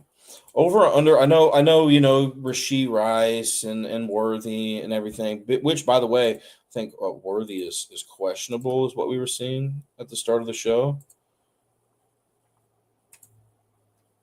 But he is expected to play, okay?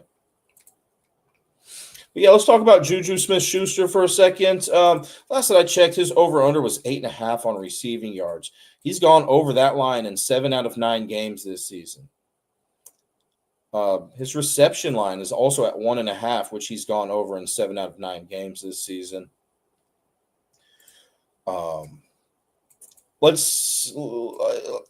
Sometimes you guys like to do those reverse alternate lines.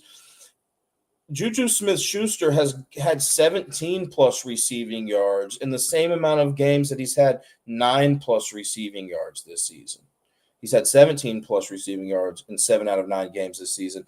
He's had 29 plus receiving yards in 6 out of 9 games this season. Juju Smith-Schuster has gone over the 8.5 receiving line in all 5 career games that he's played against the Colts.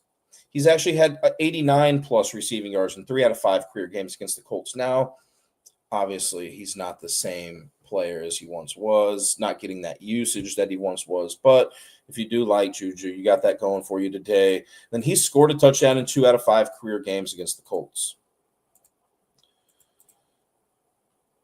The Colts, they are below average in touchdowns allowed to wide receivers. I want to see where the Colts are most vulnerable to.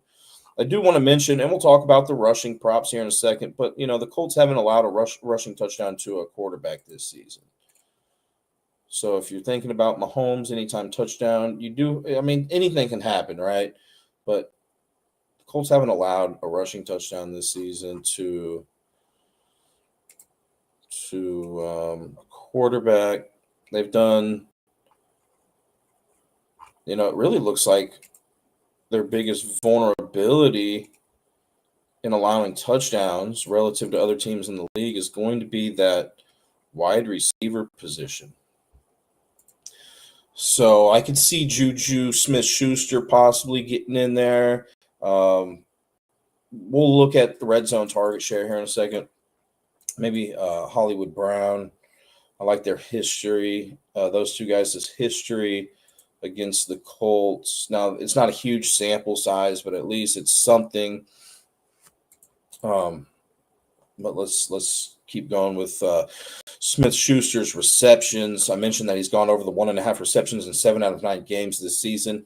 He's had 1+ catch in all 9 games this season. So if you can get Juju Smith-Schuster at +1, a one plus reception today.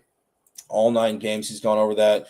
He's gone over the 1.5 reception line in 4 out of 5 career games against the Colts. He's also had 3+ receptions in 4 out of 5 career games against the Colts, and had 5+ receptions in 3 out of 5 career games against the Colts. Now, when I'm looking at target share, he ranks 6. He's tied for 5th on the team in target share, which isn't great, right? But I think he's got a good chance of going over the receiving yards today. And then, Hollywood Brown. Yeah, Hollywood Brown. So we're kind of on the same wavelength there. Blessed up P. So Hollywood Brown, over under 21.5 receiving yards is what I'm seeing here when I was checking. Now, he's gone over that line in 8 out of 10 games this season, and he's gone over that line in 2 straight games. He's had 30+ receiving yards in the same amount of games that he's gone over the 21.5. So if you're looking for a reverse alternate line, once again, Hollywood Brown has had 30+ receiving yards in 8 out of 10 games this season as well. He's had 40+ receiving yards in 6 out of 10 games this season. He's gone over the 21.5 receiving line in both career games that he's played against the Colts. He had 38 and 125 receiving yards. I already mentioned earlier, he has scored a touchdown in 1 out of 2 career games against the Colts. And in fact, that game that he did score a touchdown, he scored 2. It'd be nice to have JB with us here. He's pretty, knowledgeable about these Chiefs, but I'm sure he's probably talked about that game in a different episode this week, I would think. Hollywood Brown, over under 2.5 receptions. He's gone over that line in 7 out of 10 games this season. He's had 2+ receptions in 9 out of 10 games this season. He's had 4+ receptions in 6 out of 10 games this season. He's also gone over that 2.5 reception line in both career games against the Colts. Target share, he ranks second best on this team in target share. Now, that number could be a little bit skewed. I know it is, because Rashee Rice missed some time, right? So, really, I think he's more like ranks 3rd in target share on the team.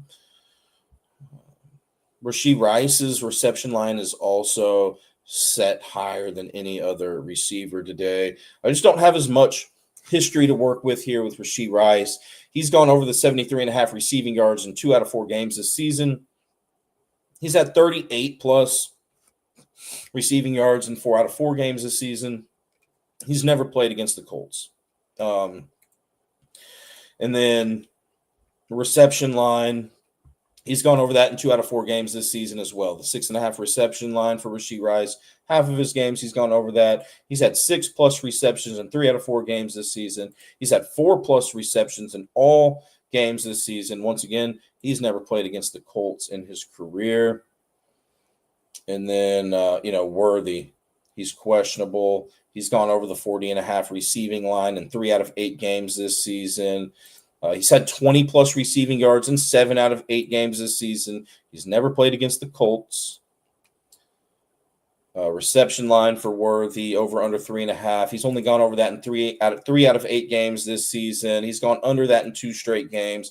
He's had 3+ receptions in 6 out of 8 games this season. So, the Chiefs have a lot of different weapons that they can use today, And I think what makes the most sense, first and foremost, with the Chiefs passing attack is Travis Kelce, receiving yards and receptions. I've already covered that, covered the alternate lines. And then I think, something worth considering is how many times, if you're thinking about taking Kelce and Rashee Rice today, how many times do they both, kind of coexist? How many times throughout the season in their 4 games have you seen them both have a good game? Can they coexist? I'll just kind of look it up here. Rashee Rice against Washington, 93 receiving yards and a touchdown. Kelsey in that game against Washington, 99 receiving yards and a touchdown. So, yes, they can coexist. I really like what I see from the current statistics here with Hollywood Brown and Juju Smith-Schuster.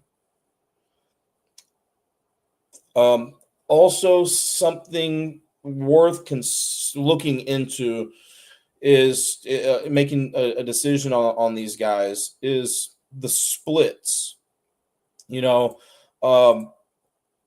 Is one of these guys this game's being played on grass? Are these guys, is Hollywood Brown better at accumulating receiving yards on grass than turf? Is Juju Smith-Schuster better at that, or home versus away? I have in my notes here that I saw inconsistencies with the home versus away splits and the turf versus grass splits with Rashee Rice and with Juju Smith-Schuster. So maybe with Hollywood Brown, Xavier Worthy, looking at those splits could be a little bit more telling. But I don't have time. I simply don't have enough time to look at all that information myself. Bettors, what do you think? But if I had to pick one, yeah, man. I mean, Kelsey's first on my radar for the Chiefs. I'm not necessarily saying Kelsey leads the team in receiving yards or Hollywood Brown leads the team in receiving yards. I'm just talking about, their lines that are set here. Rashee Rice is projected to have the most receiving yards and receptions for the Chiefs. Bettors, what do you think about Daniel Jones over 249 passing yards? He's been this line every game almost, but 3, and Chiefs been giving up yards lately to quarterbacks. Let's check it out, man. Daniel Jones, last that I checked, Ivan, over under 244.5 passing yards. He's gone over that line in 7 out of 10 games this season. He's gone over that line in 4 straight games. Daniel Jones has had 212-plus passing yards in all 10 games this season. He's had 255-plus passing yards in 7 out of 10 games this season. And he's had 272-plus passing yards in 5 out of 10 games this season. The Chiefs haven't been extremely great nor terrible at passing yards allowed to quarterbacks, from my understanding. Let me double-check that. The Chiefs have actually allowed the 4th fewest passing yards to quarterbacks this season. The Chiefs rank 11th in passing yards allowed per game. The Chiefs are a little bit better. Their rush defense is a little bit better in regards to rushing yards allowed per game. Indianapolis, man, they're just a very efficient team. They can get it done all through the air or on the ground. They're pretty balanced with their play calling style. They rank 19th in passing play percentage. I know that the Chiefs have, well, they did have a really good record when it comes to not allowing a 100-plus yard rusher. I believe that streak has now ended, but they're good at holding teams from having a 100-plus yard rusher. Not saying that Jonathan Taylor will or won't do that today, but it's tough not to like the fact that Taylor might go under that today, just based on that Chiefs history. But if Jonathan Taylor goes under 100 yards today, I think there's a bigger likelihood for Daniel Jones to go over that. Something else that we could look at here, I will look into Daniel Jones' game log. I am interested to see if he has more passing yards. I want to check his splits. He is on the road today, so I want to see if he is accumulating more yards per attempt at home or the road. It looks like throughout his career, except for this season, he's averaging more yards per.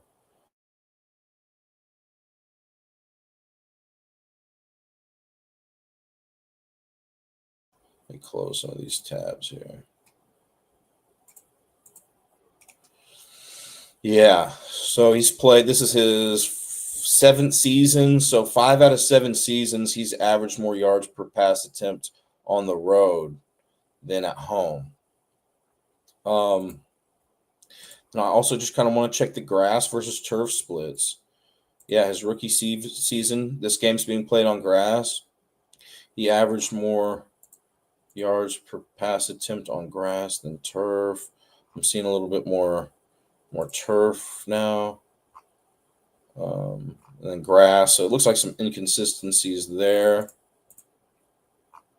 with his grass versus turf splits. Well, okay. Yeah, it's about even there. And then in wins slash ties versus losses. Looks like Daniel Jones is averaging a lot more yards per pass attempt in games that he wins or ties than loses. Sometimes you'll see quarterbacks accumulate more passing yards when they lose a game because they're trailing and have to throw the ball more. So if you think if you think that the Colts win this game today, I think there's a bigger likelihood for Daniel Jones to go over passing yards. If you think the Chiefs win, I think there's a bigger likelihood for him to go under that. I know JB was leaning towards the Colts winning this one. I feel like the Chiefs kind of need this game, man. And I really don't want to see the Chiefs lose because, I'm a Cowboys fan and they play the Cowboys on Thursday. And, the Chiefs, I don't feel like they can fall to 5-7. I think there's a better chance for the Cowboys to beat the Chiefs on Thursday if the Chiefs win this game today. So, but yeah, hopefully those statistics help you out a little bit in your decision-making process. I mean, I can wish in one hand, right? But I think there's a pretty good chance of those passing yards. Once again, Daniel Jones has had 212 plus passing yards in all 10 games this season. And he's had 245 plus passing yards in the same amount of games that he's had 255 plus passing yards this season. So Bo Nix had 290 yards, Josh Allen 273. What about Mahomes' pass attempts versus the Colts? Let's take a look here. Passing attempts by Mahomes. The Colts, yeah, man, the Colts have allowed the 4th most passing attempts than any team in the league.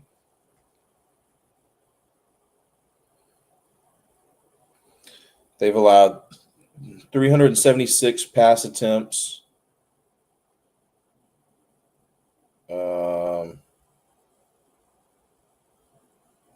And they've played 10 games, so they're averaging.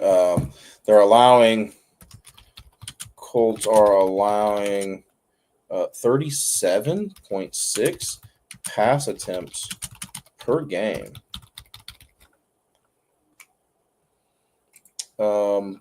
Did you give me a line there for his pass attempts? Oh, that's okay. I'll go look it up real quick. Pass attempts. Mahomes 36.5 over under.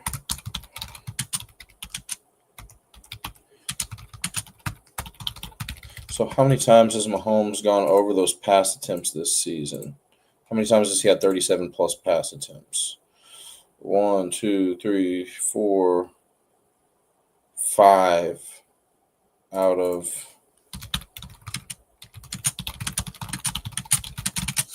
5 out of 10 games this season he's gone over that line. What about against the Colts throughout his career? Mahomes versus Colts statistics. He had 39, 35, and then there was a playoff game that he played against the Colts. So he had 35, 39.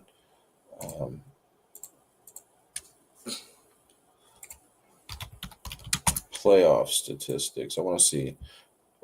He had 41. So he's gone over that line in 2 out of 3 career games against the Colts. The Colts are much weaker against the pass than they are the rush. And the Chiefs are much better. I mentioned this at the start of the breakdown. The Chiefs are much better at accumulating passing yards through the air than they are the ground. So if I'm the Chiefs today, man, yeah, I'm looking to throw the ball against a bad pass defense. That's what makes sense, especially in a almost a must-win game. Some may consider this a must-win game for the Chiefs. Why not let your superstar, Mahomes, why not give him the keys in this one? I have to lean towards him going over that.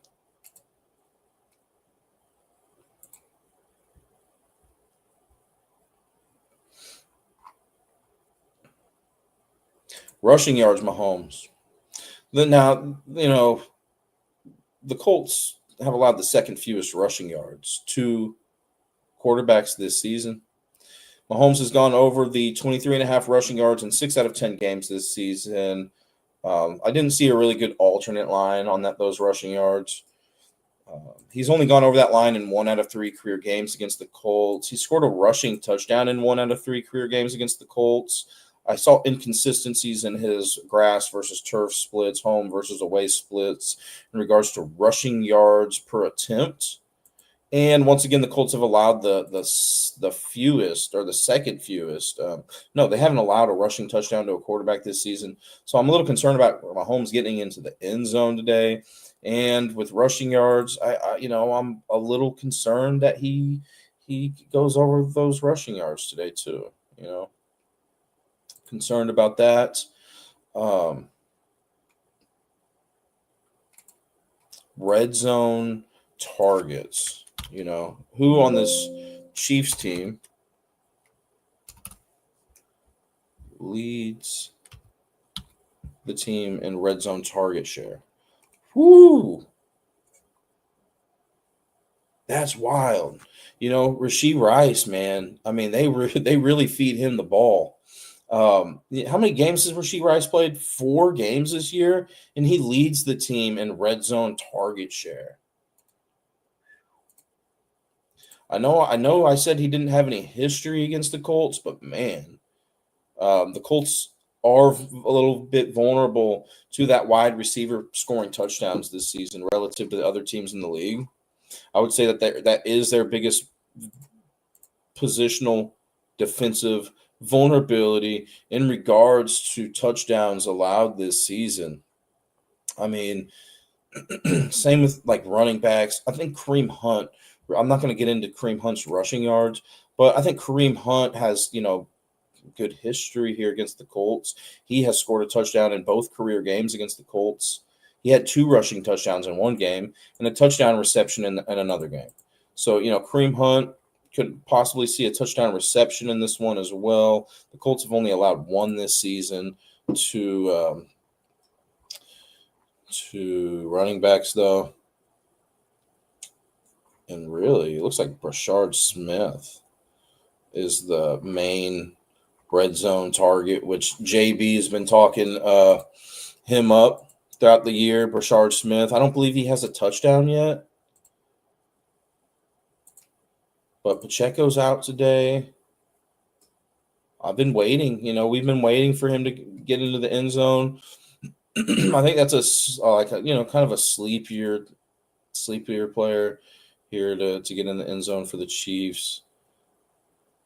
Not necessarily something I'm looking to target. Once again, the Colts, they've only allowed one receiving touchdown to a running back this year. So I really think, Kareem Hunt has a good chance to get into the end zone today.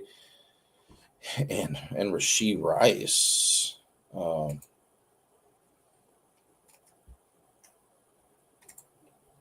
Kelsey, once again, he's had a touchdown in 2 out of 4 career games against the Colts. Colts are about average at defending against those tight end touchdowns this season. And the fact that Mahomes has been targeting Rashee Rice as much as he has been in the red zone compared to Kelsey.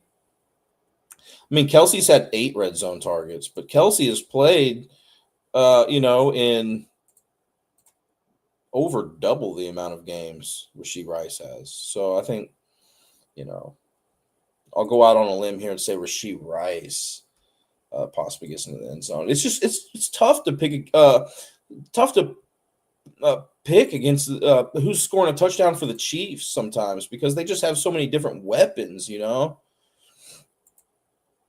So that's when I think looking at those turf versus grass splits, home versus away splits are really important. Who's scoring touchdowns where?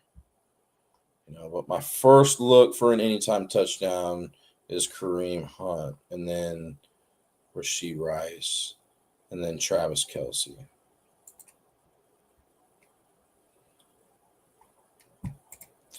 Let's talk about, the rushing attack here for Daniel Jones and Jonathan Taylor a little bit.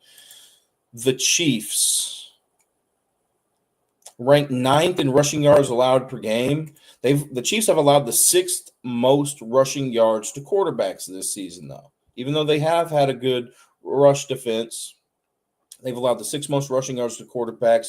Daniel Jones, over under 16.5 rushing yards last that I saw. He's gone over that line in 4 out of 10 games this season. He's had 7+ rushing yards in only 5 out of 10 games this season. He had 12 rushing yards in his only career game against Kansas City and did not score a touchdown. Now, Kansas City has also allowed the most rushing touchdowns to quarterbacks this season. This game is being played on grass. Daniel Jones has averaged more yards per carry on grass than turf in 5 out of 7 career seasons that he's played in. I think this would be one of the props I'd be looking for the Colts. I don't like Daniel Jones's history this season, just going over that line at all. I don't like his history against the Chiefs, but it was a small sample size, only 1 career game against them. I do like the fact that he's averaged more rushing yards per carry on grass than turf in 5 out of 7 career seasons. I like the fact that the Chiefs have allowed the 6th most rushing yards to quarterbacks.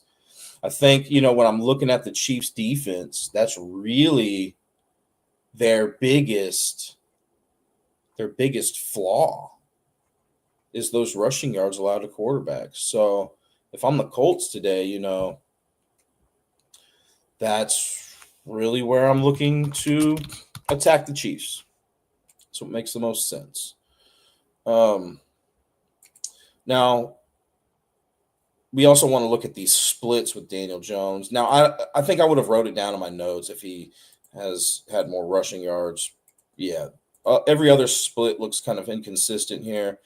I want to know if in losses, it looks like no, those are back and forth too, those splits. But yeah, I mean that's where I'm looking at if I'm the Colts today, is looking for him. And then obviously Jonathan Taylor. There's few guys in the NFL, I feel like, right?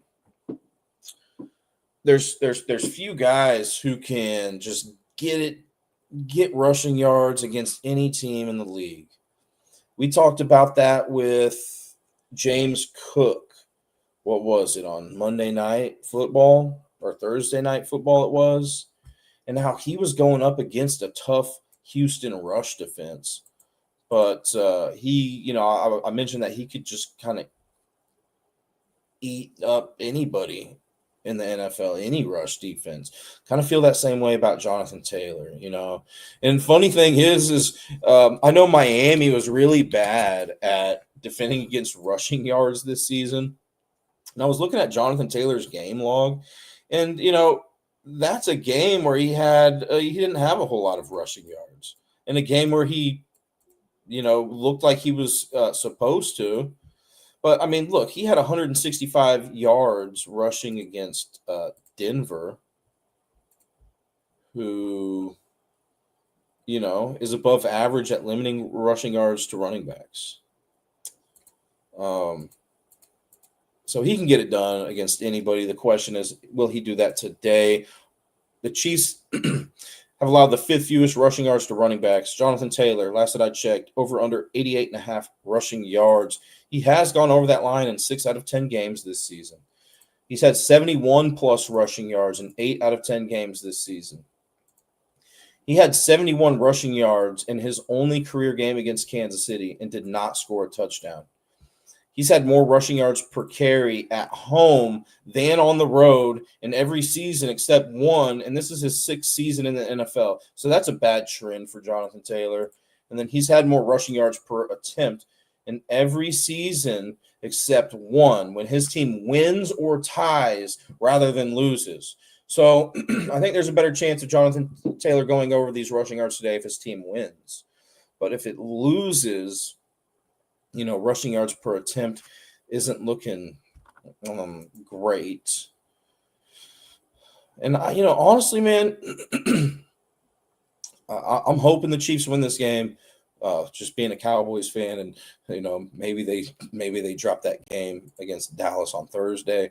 But not only do I hope that the Chiefs win, man, at home, I know the Colts are really good, but you know, give me the Chiefs in this one. Give me the Chiefs in this one. I think that if the Chiefs shut down Jonathan Taylor, man, that's going to be the key, you know, and that really goes for anybody who's playing against the Colts, right? I mean, but overall, guys, I mean, I would give Kansas City a slight passing advantage. The Colts a big rushing advantage. No clear third down conversion advantage. No clear red zone conversion advantage. Kansas City slight red zone attempts per game advantage. The Colts a pretty good size sacks on the quarterback advantage. And Kansas City a slight turnover differential advantage. I think this is a pretty evenly matched game, but I expect the Chiefs to come out on top. Once again, I believe JB picked the Colts in this one. Let's move on to a different game here. Let's talk about that. Speaking of the Cowboys, let's talk about this Cowboys-Eagles game today. Excuse me. Let me take a drink real quick. I've been talking a lot. Hope everybody's having a great morning. Thanks for tuning in. All right. Cowboys. Eagles at Cowboys. The Cowboys lead the all-time series 74-59 against the Eagles. The Eagles have won the last 4 out of 5 games against the Cowboys. Jalen Hurts has a 5-3 career record against Dallas. Dak Prescott has a 9-5 career record against Philadelphia. Saquon Barkley has a 3-10 career record against Dallas, but he has won 3 games in a row. So he started off his career 0-10 against the Cowboys. Philadelphia is 7-3 against the spread this season. Dallas is 5-5 against the spread.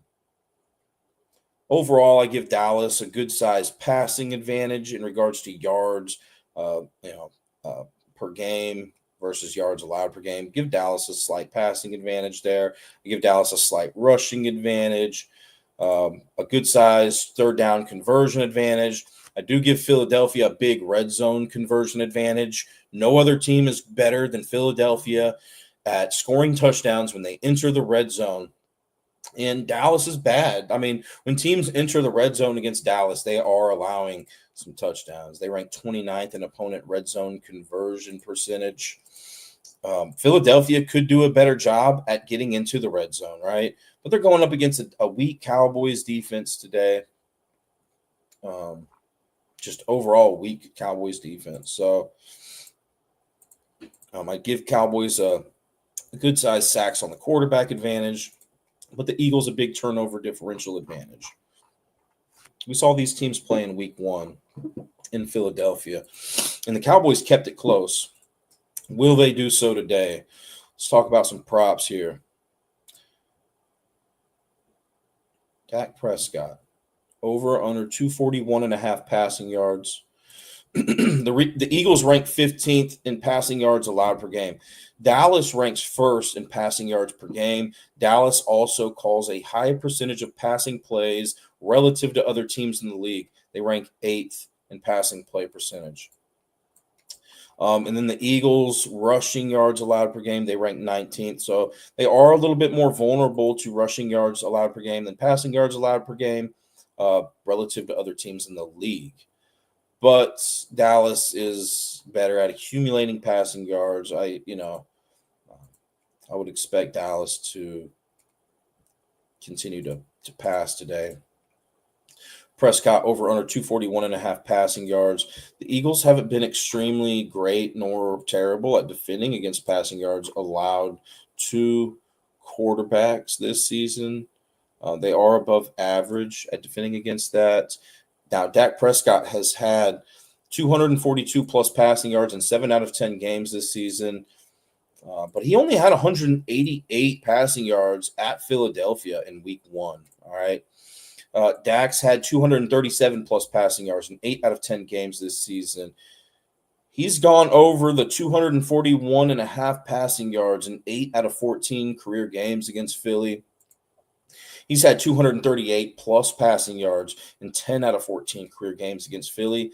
Dak has also had 200 plus passing yards in 10 out of 14 career games against Philly as well. So if you're thinking like, I want to adjust Dak's line from the 241.5 to just getting over 200 plus, or you're thinking about like, where should you adjust that to? Once again, he has had 238 plus passing yards in the same amount of games, career games against Philadelphia, as he's had 200 plus. So I don't see a lot of value in that regard of taking him from 238 plus to 200 plus. But, Dak has averaged more passing yards per attempt in wins and ties than losses in every year of his career, and this is his 10th season. So if you think Dallas wins this game, just based on that statistic alone, passing yards per attempt. So that's not necessarily saying that he's having more passing yards per game. But in my eyes, there's some math that I'd have to do to look that information up. If you can find that information, I think that'd be great. But that requires a little bit too much math. That's something that I could maybe do if we had one football game on today, like a Monday night football game or something. But there's so many games on today, I couldn't necessarily zone in on things as much as I wanted to, right? But, this is his 10th season in the NFL. Passing yards per attempt. He's had more passing yards per attempt in wins and ties than losses, which is telling me that, typically when you have more passing yards per attempt, you're probably having more passing yards per game than in games that you win or tie than lose. And then he's averaged more passing yards per attempt on turf than grass in every season that he's played in, except his first 2 seasons in the NFL. Okay, and this game is being played on turf, so that's beneficial for him. He's also averaged more passing yards per attempt at home than on the road in every season of his career except one. So those 3 splits for Dak, I think, are great for him to, possibly go over this line here today.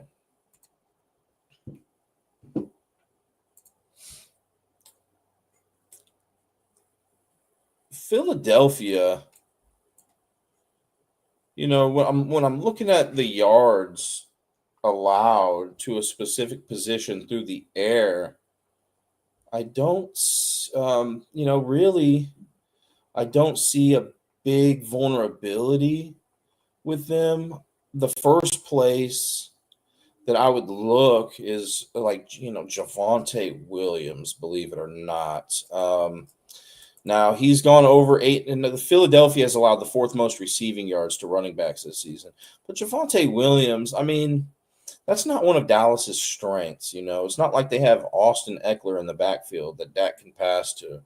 Javonte Williams over under 8.5 receiving yards. He's only gone over that line in 4 out of 10 games this season. He's gone under that line in 6 straight games. He's had 5+ receiving yards in 6 out of 10 games this season. He's gone over the 8.5 receiving yard line in 1 out of 2 career games against Philly. He's also scored a touchdown in 1 out of 2 career games against Philly. He had exactly 2 touchdowns in that week 1 game against Philadelphia. Receptions, he's gone over the 1.5 reception line in 5 out of 10 games this season, but he's gone under that in 4 straight games. Javonte Williams has had 1+ reception in all 10 games this season, and he's had exactly 2 receptions in both career games that he's played against Philly. But Philly, they rank 10th best in receptions allowed to running backs. So, I think it's not necessarily a spot that I really like, to be honest with you. I mean, if you like it, I don't see enough information to sway me away from it. But, then the next vulnerability I see in the pass defense for Philadelphia is the receiving yards and or receptions allowed to wide receivers. I feel like this is going to be more of a CeeDee Lamb game than Pickens. I like Pickens, and they can coexist. But let's talk about CeeDee Lamb over the 75.5 receiving yards real quick. He's gone over that in 4 out of 6 games this season. He's gone under that line in 1 straight game. He's had 74+ receiving yards in 5 out of 6 games this season. So if you can adjust that line to 74+, he's gone over that in 5 out of 6 games this season. He's had 66+ receiving yards in all 6 games this season. So if you can get that line to 66+, 65+, you're looking at a 100% success rate this season. He's only gone over the 75.5 receiving line in 3 out of 10 career games against Philly. But he's had 65+ receiving yards in 7 out of 10 career games against Philly. He's had a touchdown in 3 out of 10 career games against Philly. And then he has more yards per reception at home than on the road in every season that he's played in. And this is the 6th season that he's been in, which is a good trend for him. So I do think maybe we got to adjust that line a little bit with CeeDee Lamb. But let's talk about Pickens' line too. Over under 66.5 receiving yards. He's gone over that line in 8 out of 10 games this season, and he's gone over that line in 5 straight games. He's had 57+. George Pickens has had 57+ receiving yards in 9 out of 10 games this season. He's gone over the 66.5 receiving line, and he hasn't gone over that in 2 career games against Philadelphia, and he did not score a touchdown in either game against Philadelphia either. And then I just want to touch on CeeDee Lamb's receptions real quick. He's gone over the 6.5 receptions in 4 out of 6 games this season. He's also, if you're thinking about taking CeeDee Lamb, like maybe taking it to 6+ receptions, he's gone over the 6+ receptions in the same amount of games that he's gone over the 6.5+ receptions. So 7 and 6, he's gone over that the same amount this season. Now he's had 5+ receptions in every game this season. And he's only gone over the 6.5 receptions in 3 out of 10 career games against Philadelphia, 6+ receptions in 5 out of 10 career games, and then 5+ receptions in 6 out of 10 career games. So I'm thinking, maybe we'd have to adjust that reception line a little bit more for CeeDee Lamb than maybe the receiving line. Thinking, 5+ receptions for CeeDee Lamb. It's not looking great, but it's looking better than over 6.5. Pickens, I just want to say he's had 4+ receptions in 8 out of 10 games this season, but he hasn't had 5+ receptions in either career game against Philadelphia. I know there's a lot of information to digest, but if you can go back and just kind of rewatch if you need to, just rewind the video a little bit so you can hear all that stuff. What else did I want to talk about here? I just kind of want to see where the Philadelphia defense is vulnerable in regards to touchdowns allowed this season, right? If also, is there anything in my notes here? So Philadelphia has allowed the fourth most 40-plus yard receptions this season.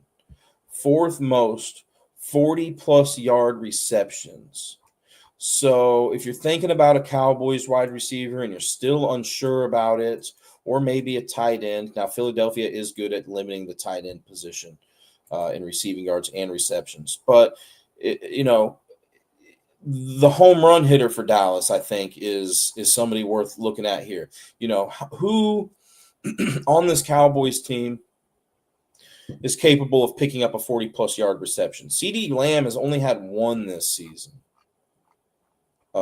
George Pickens has had 3. So maybe he is the guy again here today, Even this Flournoy guy, I think, is he's had 2 40-plus yard receptions this season. So, man, it's tough to pick between these guys. Pickens is hot right now. And I like the fact that Pickens has more 40-plus yard receptions. But my natural instinct's telling me that this is more of a CeeDee Lamb game. This is a big divisional game for the Cowboys, Big divisional game, and I feel like you got to use your superstar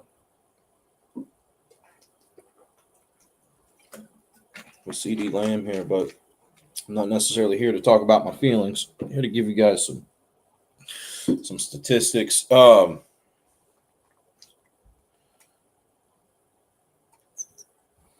Rushing attack for the Cowboys. Philadelphia has allowed the 9th most. I was looking at touchdowns allowed by Philly, right? They've allowed 3 rushing touchdowns to quarterbacks. Dak has rushed for a touchdown in 3 out of 14 career games against Philadelphia. That helps you with making your decision on if Dak can rush for a touchdown today or not. Let me look at some other stuff here and see where Philadelphia is vulnerable. Receiving touchdowns allowed to running backs, they're about even. Rushing touchdowns allowed to running backs, they're not great. What about receiving touchdowns allowed to wide receivers? They've allowed the second fewest. So I would think more of,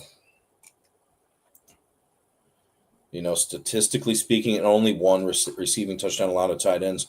Statistically speaking, I'm thinking,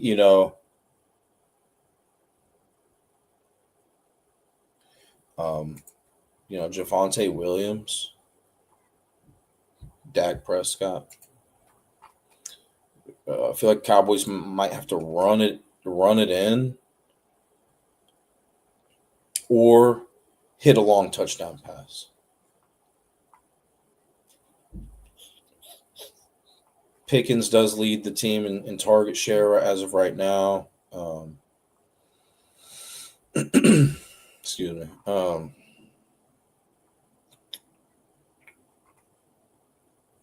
What about red zone? Excuse me. Jake Ferguson,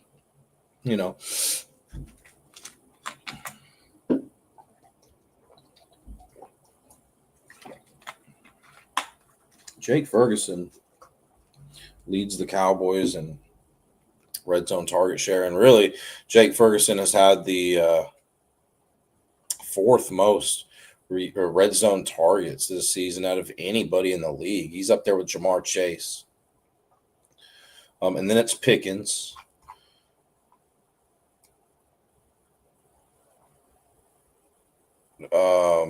What about Jake Ferguson history? That's something I didn't have time to look up. Jake Ferguson versus Eagles statistics.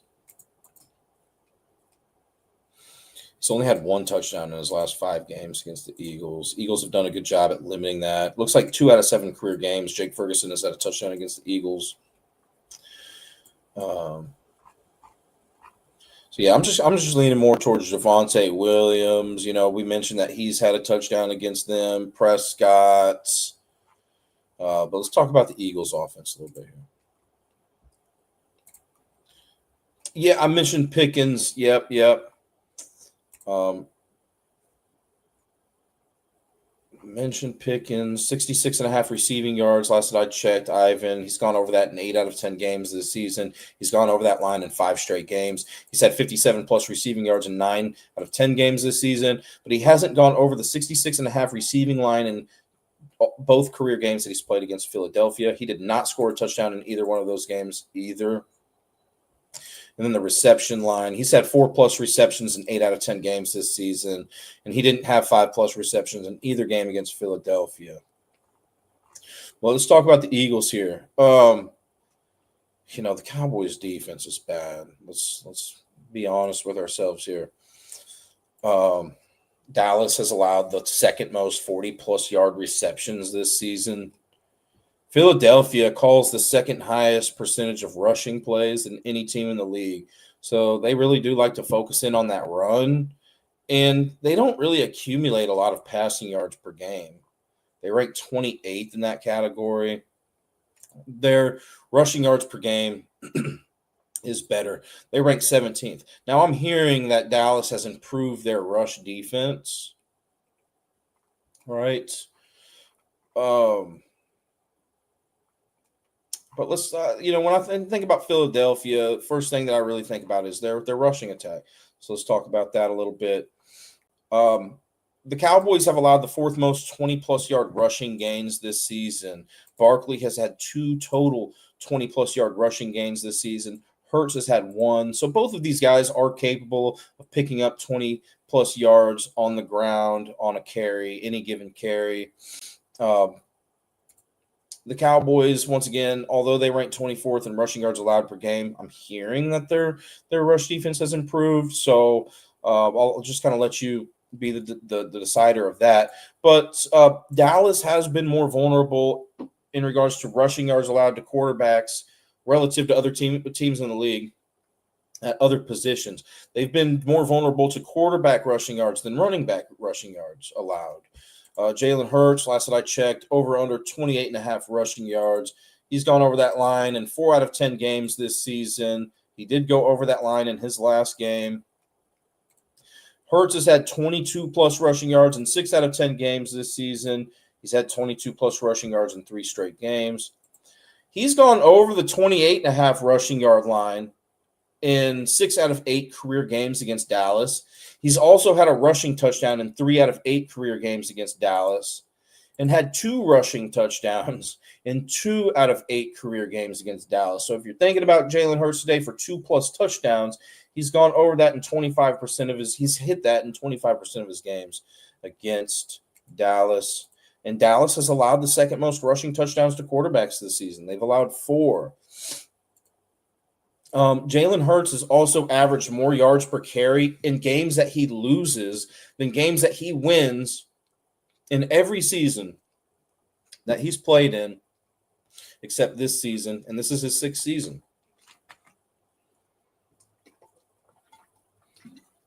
So I think Jalen Hurts has a better chance of going over those rushing yards today if he loses this game, which I'm hoping that he does.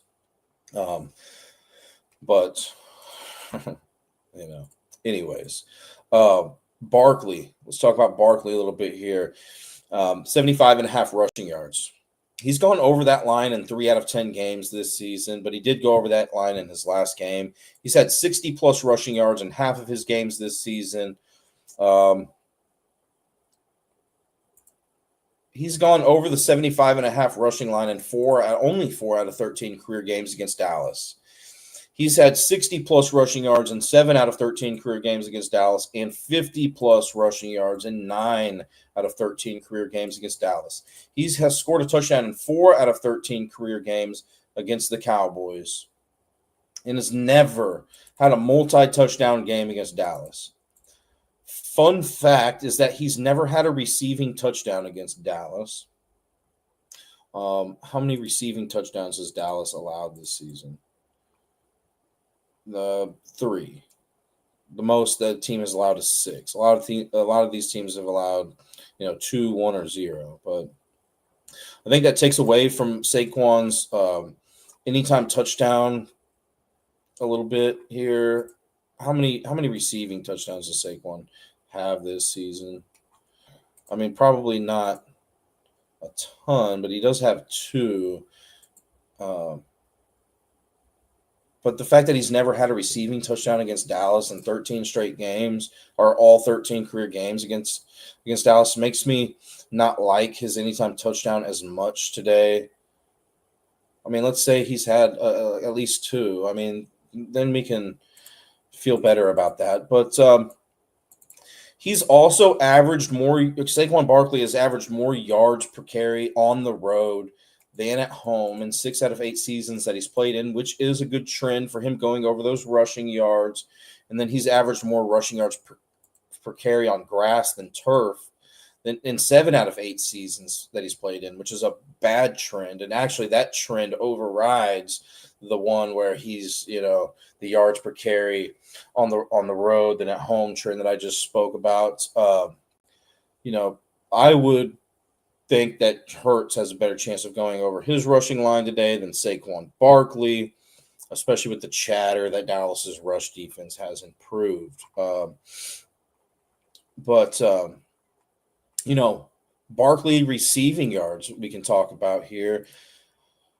I'm seeing some bad trends with him too, with the receiving yards. He's gone over. Now Dallas has allowed the 3rd most receiving yards to running backs this season and the 7th most receptions. Barkley's gone over the 17.5 receiving yard line in half of his games this season. He's had 9+ receiving yards in 7 out of 10 games this season, but he has gone over the 17.5 receiving line in 7 out of 13 career games against Dallas. He's had 12+ receiving yards in 10 out of 13 career games against Dallas. He's averaged more yards per reception at home than on the road in every season that he's played in it, except one, which is a bad trend. And then he's averaged more yards per reception on grass than turf in 6 out of 8 seasons, which is another bad trend. The reception line is probably the way I'd go with Barkley. He's gone over the 2.5 receptions in 6 out of 10 games this season. He's gone over that line in 9 out of 13 career games against Dallas. He's had 2+ receptions in 8 out of 10 games this season, 1+ reception in all games this season. He's had 2+ receptions in 10 out of 13 career games against Dallas and 1+ reception in 12 out of 13 career games against Dallas. That would probably be my favorite Saquon Barkley prop is the receptions. Do you have a lot of time today? If you can touch on the Pats versus Bengals game, yeah. When you went live, you can run down your best bets. If you had make a little fun parlay, nothing crazy today for sure, man.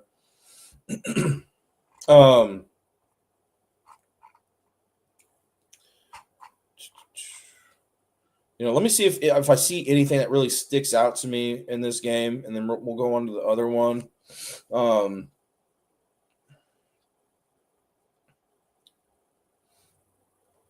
A.J. Brown.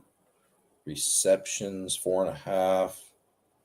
Receiving yards. Dallas has allowed the 7th most receiving yards to opposing teams. I wouldn't be surprised to see if that's where Philadelphia tries to attack Dallas today and kind of tries to alter their play calling style. A.J. Brown's only gone over the 57.5 receiving yards in 3 out of 9 games this season. But 5 out of 7 career games against Dallas, he's gone over. A.J. Brown has had a touchdown in 3 out of 7 career games against Dallas. He's had 36+ receiving yards in 6 out of 7 career games against Dallas. A.J. Brown has averaged more yards per catch on turf than grass in 5 out of 7 seasons, which is a good trend for him. Devontae Smith, I saw some inconsistencies with his turf versus grass splits. Devontae Smith has gone over the 58.5 receiving yard line more times than A.J. Brown has gone over his 57.5 receiving line this season. Devontae Smith's gone over that in half of his games.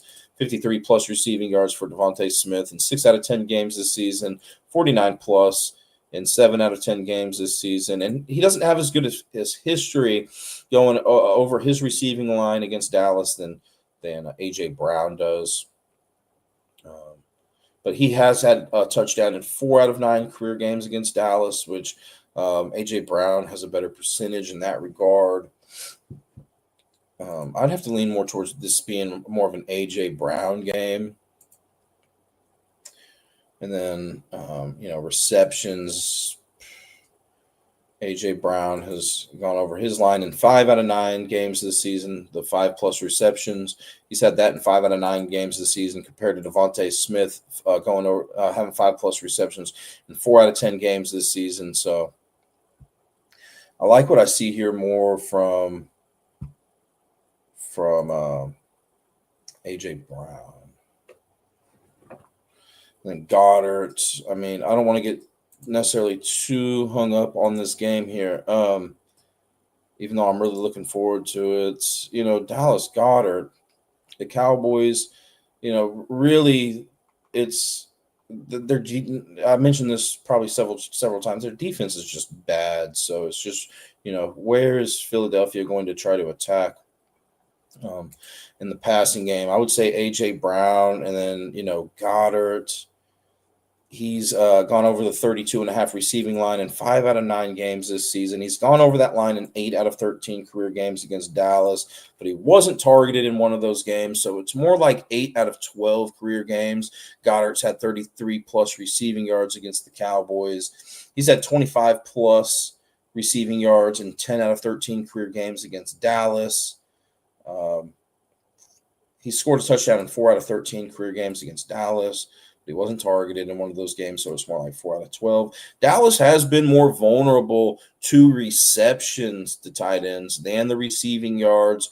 Goddard over under 3.5 receptions. He's gone over that in 4 out of 9 games this season. He's had 3+ receptions in 7 out of 9 games this season. He's had 3+ receptions in 8 out of 13 career games against Dallas, but he wasn't targeted, so more like 8 out of 12 games. He's had 2+ receptions in 11 out of 13 career games against Dallas, but more like 11 out of 12. So, A.J. Brown, Goddard. Let's go see where the Cowboys have been most vulnerable and touchdowns allowed. Obviously Jalen Hurts. I've already talked about his rushing capability.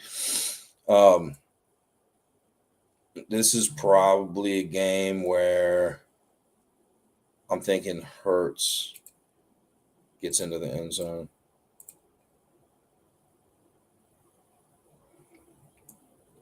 He did score 2 rushing touchdowns against Dallas in week 1.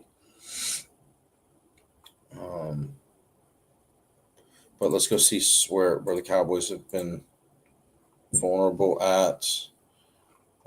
They've actually done pretty decently at holding those running back touchdowns this season. They've allowed the most receiving touchdowns to wide receivers.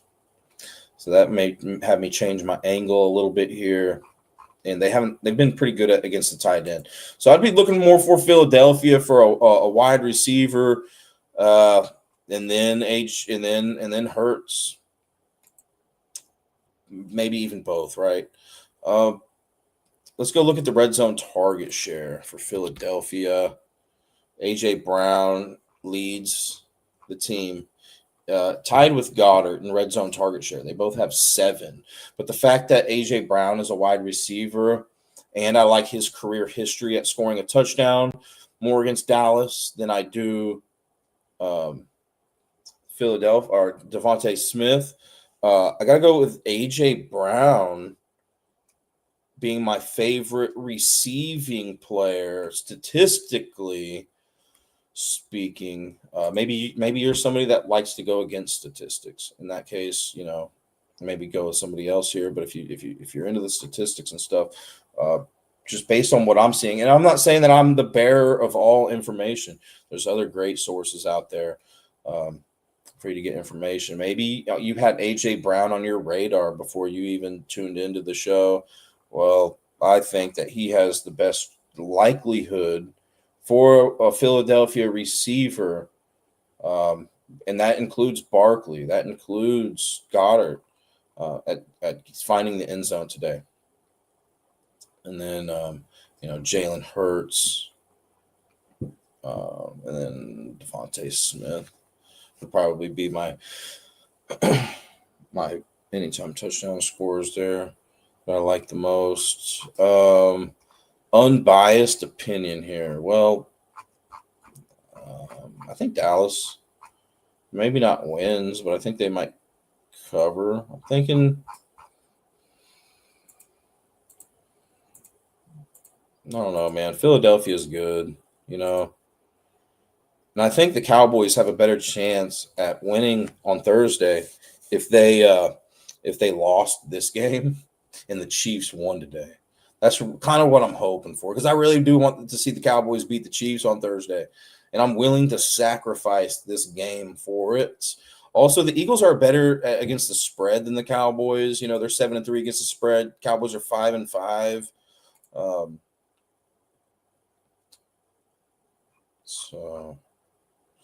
But here's the thing about Devontae Smith, guys, is, we mentioned, I don't necessarily want to completely steer you away from his receiving yards. We mentioned that Dallas has allowed the second most 40-plus yard receptions this season. And I think he's better at getting those than, if I'm not mistaken, I know I looked it up. I think he's better at getting those than A.J. Brown. But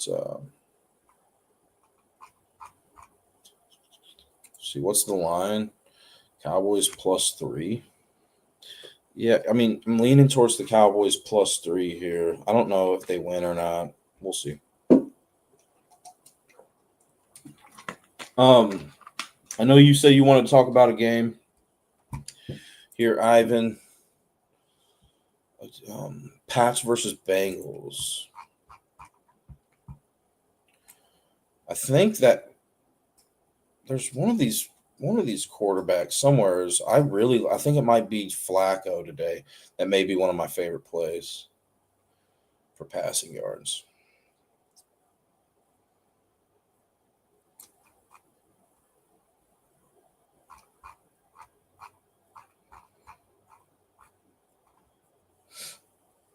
New England at Cincinnati. Yeah, I think it is Flacco. Maybe it's somebody else. Let me go see, just because there was a quarterback that I kind of a sleepier. Maybe gonna have a field day. There was a quarterback that I was looking at today. It could have been Flacco. Let me just browse through my notes real quick. I think it was Flacco. Okay. Yeah, let's go look at Flacco's passing yards real quick. Over under 239.5. New England ranked 17th in passing yards allowed per game. Okay, so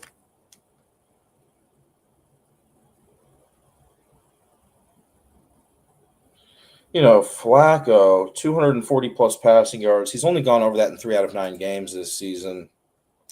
He's had 220 plus passing yards in 4 out of 9 games this season. He's had 200 plus passing yards in 5 out of 9 games this season. He's had 199 passing yards exactly in 2 games this season. So 199 plus, you're looking at 7 out of 9 games this season. But look, Flacco has gone over the 239.5 passing yards in 9 out of 10 career games. 9 out of 10 career games against New England, Flacco has had 240 plus passing yards. He's had 260 plus passing yards in 8 out of 10 career games against New England. He's had 280 plus passing yards in 5 out of 10 career games against New England. He's had 300 plus passing yards in 3 out of 10 career games against New England. I think, for like a ladder prop, this isn't a bad spot to look at with Flacco.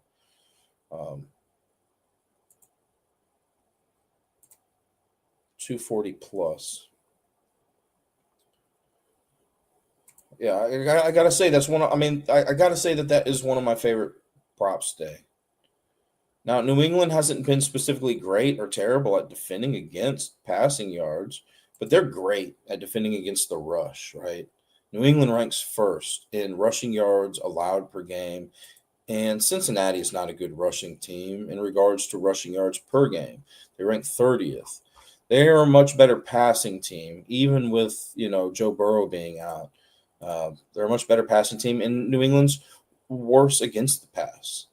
So I think that's to answer one of your questions there, Ivan, about one of my favorite plays today. It's got to be this Flacco passing yard prop. I think statistically it makes sense, and I think when you're looking at just the game script, it makes sense. But let's back up a little bit here.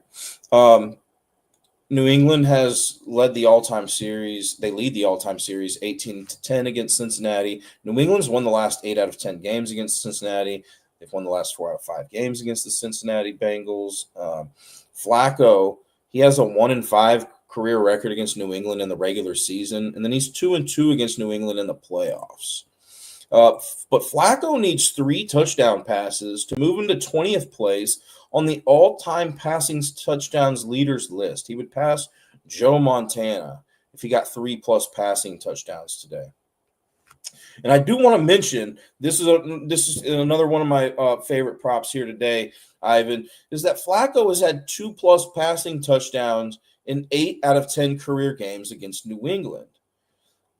In every career game against New England, if Joe Flacco has thrown for 1 passing touchdown, then he has thrown for 2+ passing touchdowns. So there's really no value, looking at Joe Flacco's history against New England. There's no value in taking him for 1+ touchdown. So I feel like if I'm going to take Flacco, which I like, if I'm taking Flacco for 1+ touchdown pass today, I gotta like him for 2. And the fact that if he needs 3 to pass Joe Montana on that all-time passing touchdowns leaders list, makes me think that he could, maybe get 3 today. I just don't know if he's ever. Oh, he's thrown for 3+ touchdown passes in 4 out of 10 career games against New England. Now, this season could be a different story. Let's see. Flacco touchdown passes. 1, 2, 3, 4. He's had 2+ touchdown passes in 4 out of his last 5 games. He only had 1 in his last game. So maybe a little bounce back spot here. He also didn't reach those passing yards, those 240+ passing yards in his last game. But I feel like that's the only way Cincinnati can move the ball today, right?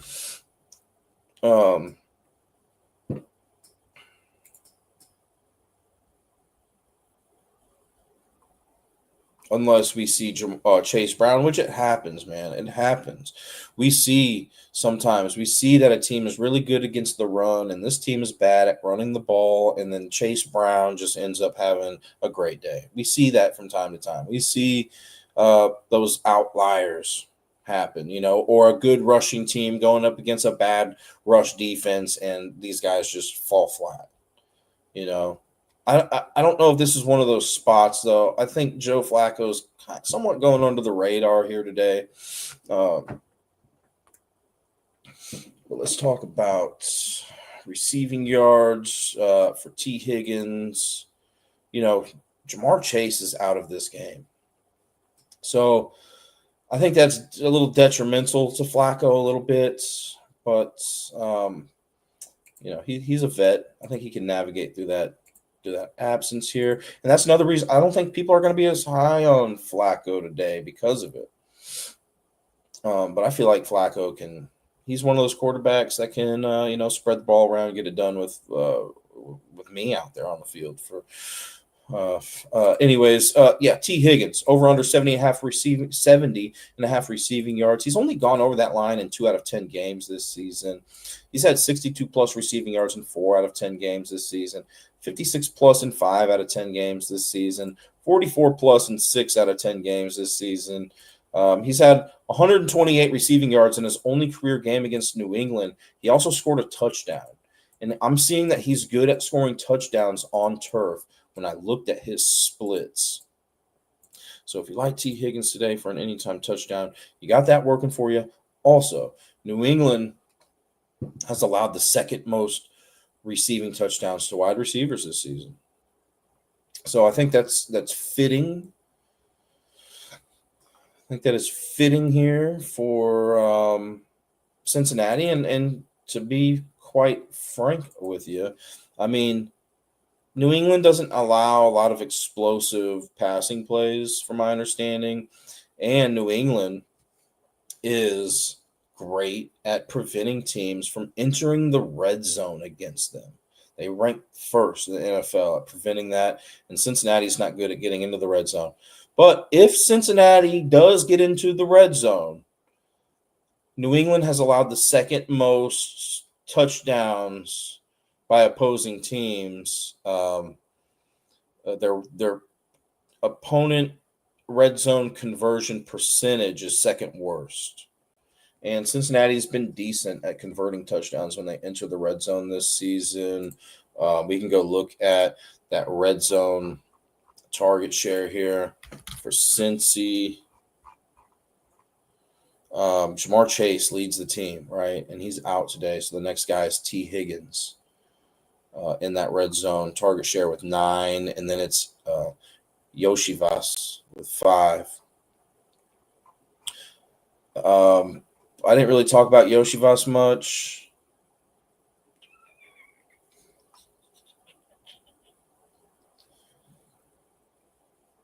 If you're interested in him, I could see him possibly, going under the radar and getting a touchdown. I just don't know his history against New England.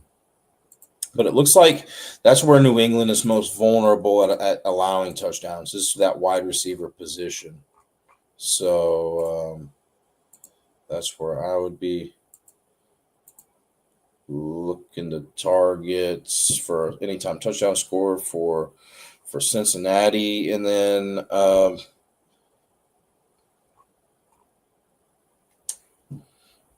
Stephon Diggs. So New England. I do also want to mention that the Cincinnati Bengals rank first in passing play percentage. So there's no other team in the league that calls a higher percentage of passing plays than the Cincinnati Bengals. Bettors, I think Noah Fant will have a good game. What do you think, Noah Fant? Yeah. Let's talk about the tight ends here, because I do have some information here about the tight ends. So New England, in regards to touchdowns allowed per game, or not per game, but touchdowns allowed throughout the course of the season relative to the other teams in the league, we mentioned that they are most vulnerable at allowing those wide receiver touchdowns. But I know Flacco's tendencies a little bit, and it seems like he's pretty good at targeting tight ends, if I'm not mistaken, right? And the Patriots have allowed the 5th most receiving yards to tight ends this season and the most receptions allowed to tight ends, which brings up Gesicki and Noah Fant, tight ends for Cincinnati. Noah Fant has gone over his 24.5 receiving line in all 8 games that he's played in this season. Now, he had 14 receiving yards in his only career game against New England and did not score a touchdown. And I didn't see any splits that made me hey, sorry, Delbert, I didn't see this message here. Aaron Rodgers flipped off a couple cameras that were filming when he arrived Sunday at Soldier Field. Oh, wow. Maybe he's just coming out a little bit. What do you take from that, Delbert? Do you think that Aaron Rodgers is going to have a good game now? Bad game? How do you interpret that? I'm thinking he's coming out and looking to throw the rock. But yeah, I really like the fact that's one of the better 2025 season, this current season, one of the better trends that I've seen throughout the research this week is that Noah Fant's gone over that line in 8 out of 8 games this season, 24.5 receiving yards. He will be strong, says Delbert, if Steelers give him the okay to start, right? Which we'll look up here in just a second to see if we have any clarification on some of these other injuries.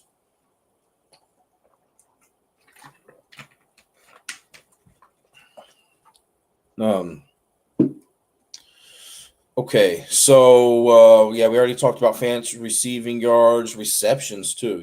He's gone, and here's the thing: is with Jamar Chase being out, I think there is a bigger likelihood for Fant to go over 2.5 receptions. I mean, he's gone over that in 7 out of 8 games this season already.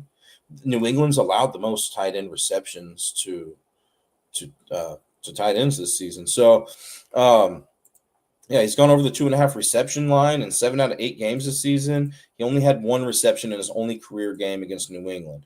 So his one career game against New England isn't great, but man, it's hard not to really consider Noah Fant today. And then Gesicki, he's only gone over the 28.5 receiving yard line in 2 out of 10 games this season. He's had 10 plus receiving yards in 7 out of 10 career games against New England. He scored a touchdown in 2 out of 10 career games against New England. Gesicki just doesn't have the good current data. And I'm almost thinking, the statistics tell me Noah Fant is the guy here. Just really everything is telling me Noah Fant is the play here. But let me just check one other thing. Noah Fant's played, 8 games this season? How many games has Gesicki played? 5. And I'm seeing that Fant has 34 total targets. Gesicki, 16.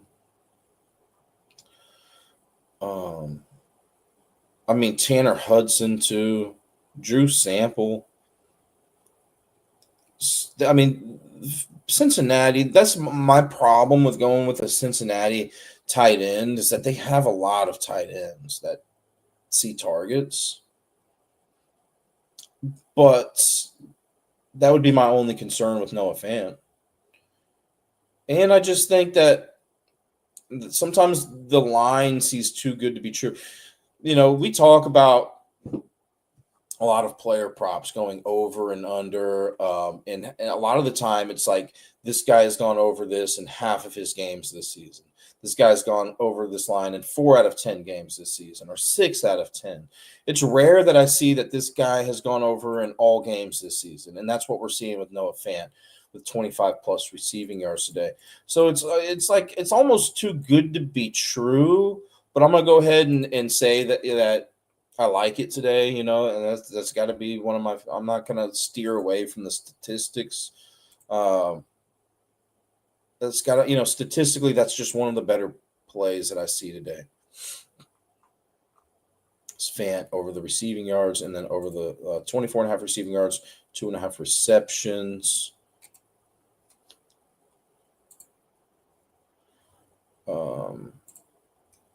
Yoshivas. I couldn't do as much research with Yoshivas.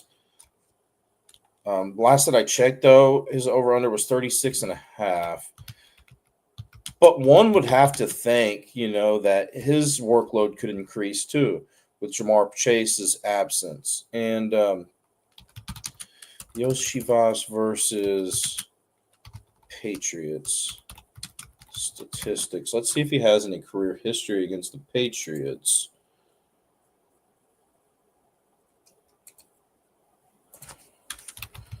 Yoshivas game log.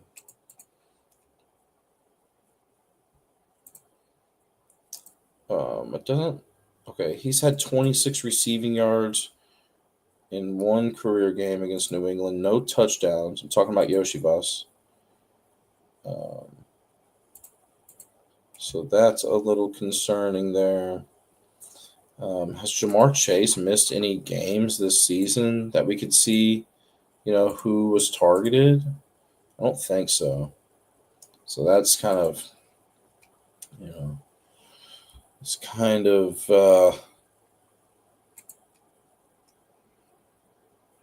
lame. What about a game that Jamar Chase wasn't targeted a lot in? This game against Minnesota. I just kind of want to look at this game log against Minnesota that they played in.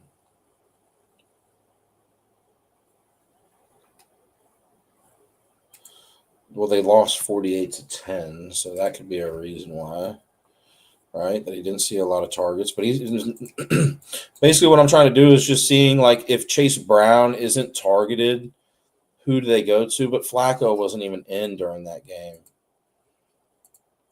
And I think that'll give us a better idea of who Flacco is going to target today. If he's not targeting Jamar Chase, or in those games where Flacco has targeted Jamar Chase fewer times, who is he deciding to go with instead? Let's see. Against Denver, he was targeted 8 times. But I don't know if Flacco was in that game. I don't think he was. But against Chicago, Jamar Chase was targeted 8 times. Let's go look at that game against Chicago real quick.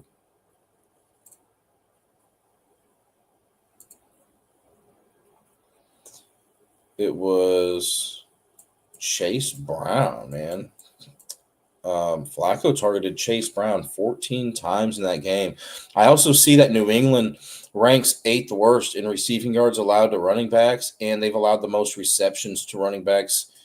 I haven't had time to look up a whole bunch of Chase Brown stuff. I know this game, though, Flacco played. It was in Cincinnati, like this game today.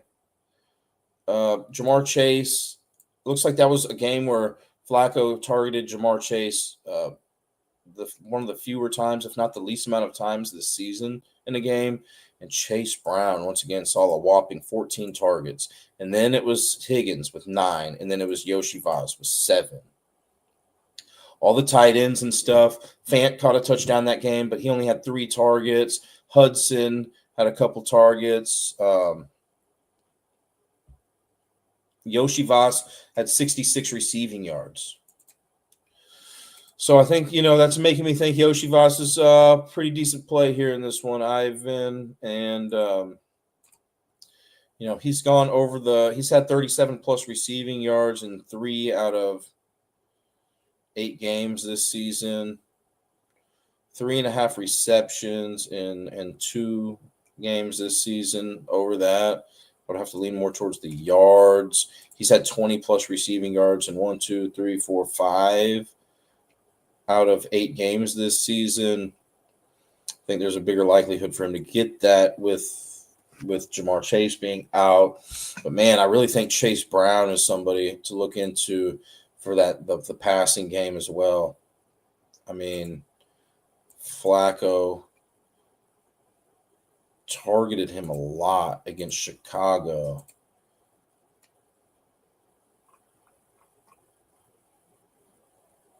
Just trying to see where Chicago ranks in like passing yards allowed to running backs this season.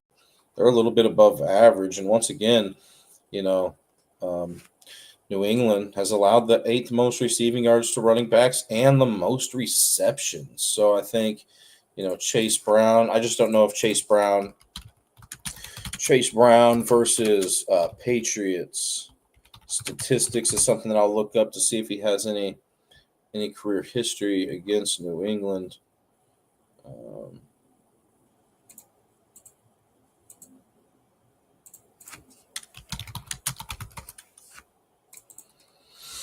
Chase Brown. And then I'm going to look at some injuries real quick. Chase Brown only had 3 receptions, 3 targets, 12 yards in that game against New England, no touchdowns. But this is probably a little bit different of a spot for him today, Not everything's about the history, right? But I do like to look into that historical information, because if the historical information matches up with the current information, I mean, the more things that I stack up on my pros list than the cons list, typically makes me feel better about that play.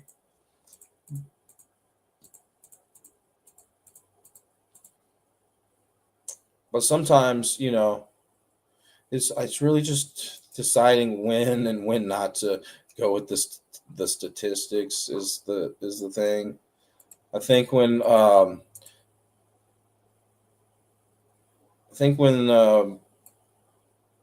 probably when there's like a lot of people betting on a game, that's kind of seems like when statistics don't mean as much. But in a game like this, New England and Cincinnati, I mean, I think it's a good game today, but I don't think a lot of people are necessarily trying to watch that game here at the noon slate. I mean, Pittsburgh and Chicago is very interesting. Uh, Packers and Vikings. Do the Colts and Chiefs play at noon today or at 1 p.m. Eastern time today? Yeah, so, you know.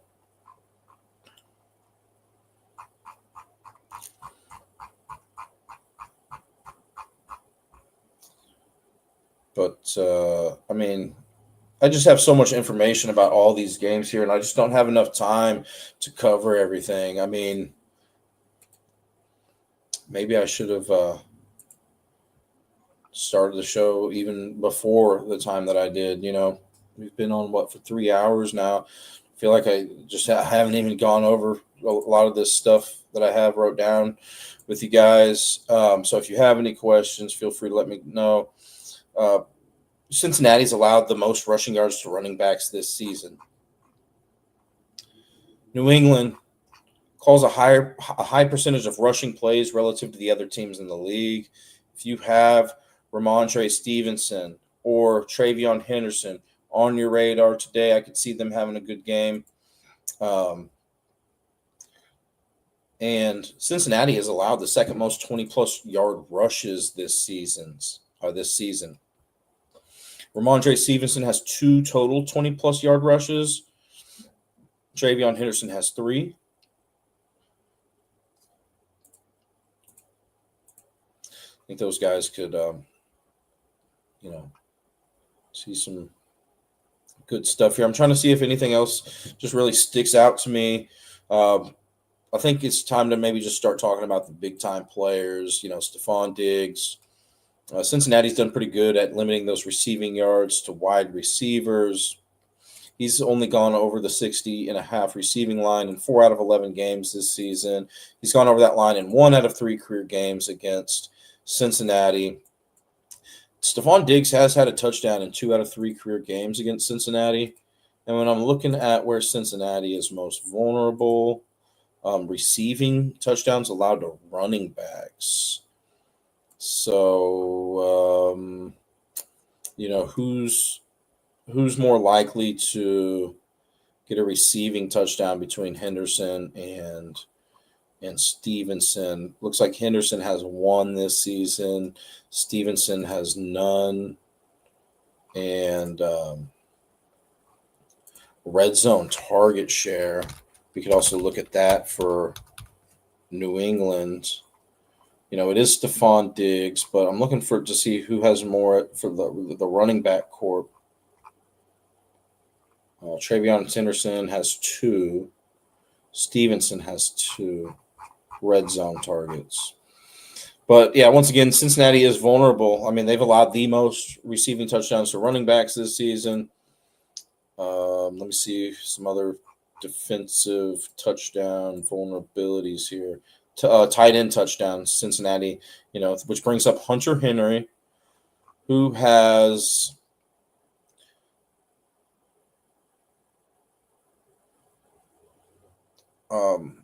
he hasn't had a touchdown in 2 career games against Cincinnati.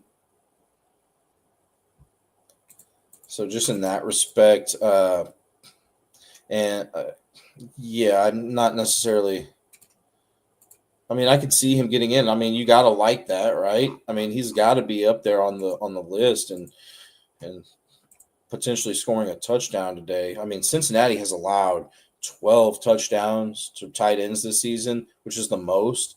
The next team that's allowed the most has allowed 7. So that just tells you how often teams are really picking on this Cincinnati tight end defense in regards to touchdowns, But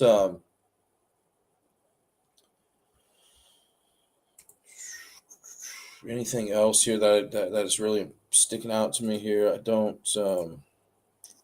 But yeah, Yoshi Voss, man, 3.5 receptions. I don't remember the exact numbers I was talking about, Ivan, but I think this is probably I'd have to lean towards him getting over that. Now, who wins this game? I mean, probably New England, and who covers? New England 7-3-1 against the spread this season. Cincinnati's 3-7 against the spread. New England, I think, is just the better team here.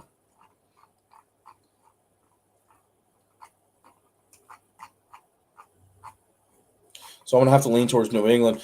I don't, I think next season, I'll be a lot more organized and stuff, and I'll, like keep track of the against the spread record. But if just like going back through the past couple weeks, I don't think that I've been doing great in the noon slate or the 1 p.m. Eastern time slate. Seems like everything that I'm leaning with kind of has been going the other way. So if you're fading what I'm talking about here, then I think, at least for the noon games on Sundays, you've probably been doing all right. But I don't have an exact number on that. But, next season, yeah, Ivan, I think I'll start having like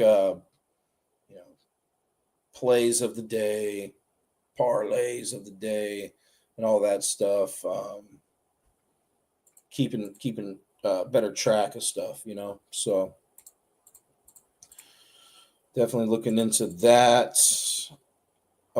Because if fading is the way to go, then I want you guys to fade, But it seems like the props have been pretty good, and the alternate lines seem like they were okay, at least on Monday night. That's something new that I'm kind of doing now, is the alternate lines to these props. But ultimately, I want you guys to be able, I want you guys to make your own decisions, not necessarily just blindly tail everything that I'm talking about.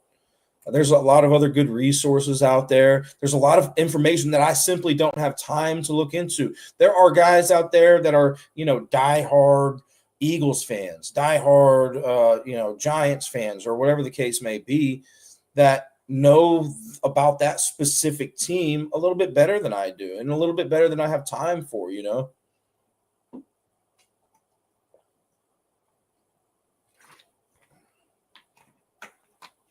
So it looks like I'm going to have to wrap things up here pretty soon. Maybe got like 20 minutes left. I think some other guys are trying to get on the waves here from the Not Move podcast. Let's talk about Hawkinson. Over under 2.5 receptions tied in for the Vikings. He's gone over that line in 7 out of 7 career games against Green Bay. He's had 4+ receptions in all 7 career games against Green Bay.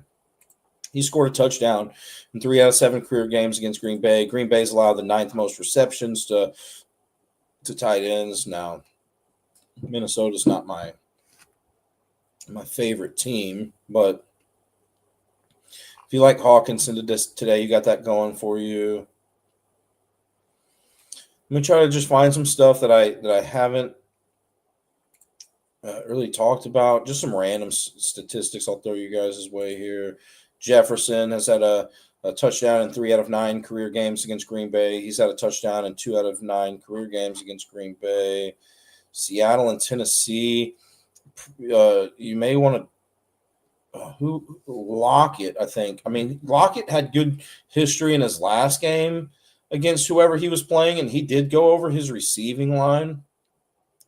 But Tyler Lockett, whoever he's playing up against today. I think it's like Cleveland or something. He's got good history against Cleveland. I remember just browsing at his statistics last night, and I saw that. So if you like that, JSN, he's going up against this Tennessee pass defense, who's allowed the 5th most wide receiving yards this season. He's gone over that 95.5 receiving yard line in 8 out of 10 games this season. He's had 93 plus receiving yards in 9 out of 10 games this season. He had 61 receiving yards in his only career game against Tennessee and didn't score a touchdown. He's got a bad trend here, though, where he's averaged more yards per catch in home games and road games in every season that he's played in, and this is his 3rd season. Smaller sample size, though, Cooper Kupp, he scored a touchdown in 1 out of 2 career games against Tennessee. Rashid Shaheed scored a touchdown in his only career game against Tennessee. Tennessee has allowed the most 40-plus yard rushes this season. But Kenneth Walker and Charbonnet do not have any 40-plus yard rushes this season. But I'm going to go back and look here at maybe some injury updates. Josh Jacobs is out today, guys. He isn't expected to play is what I'm seeing here.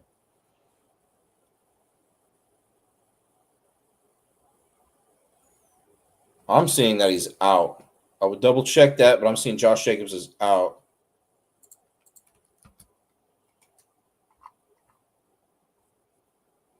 And it looks like Emmanuel Wilson will lead the charge for that running back corp. Thank you, Blessed Up Pete. Thank you. Appreciate you being here as always, or as many times as when you can. Appreciate all those questions. And even if you're just hanging out, I appreciate you guys too. Or just stopping in. Okay, so Josh Jacobs, not available.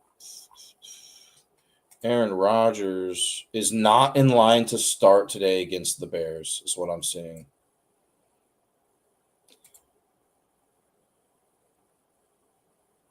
Looks like Mason Rudolph is going to be starting today, guys.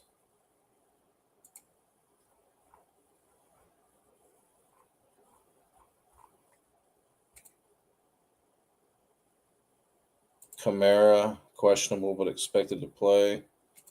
What about Worthy? Worthy is expected to play, is still what I'm seeing. Still questionable. But yeah, looks like Aaron Rodgers, quarterback for the Steelers, is out today. And then Josh Jacobs, running back for the Packers. Bucks and Rams, that's that primetime game, man. I don't really have I didn't have time to get to this game, but I do have a little bit of information here. The Rams lead the all-time series 19-10 against the Bucks. The Rams have won the last 8 out of 10 games against the Bucks. Baker Mayfield has a 0-1 career record against the Rams. Stafford has a 5-3 career record against Tampa Bay. The Rams are better against the spread. Tampa Bay allows a lot of opponent yards per completion. Tampa Bay's pass defense is bad. Stafford and the Rams are good at passing the ball. They have a balanced passing attack. Tampa Bay has allowed the 3rd most 40-plus yard receptions this season. The Rams have allowed the fewest 40-plus yard receptions this season.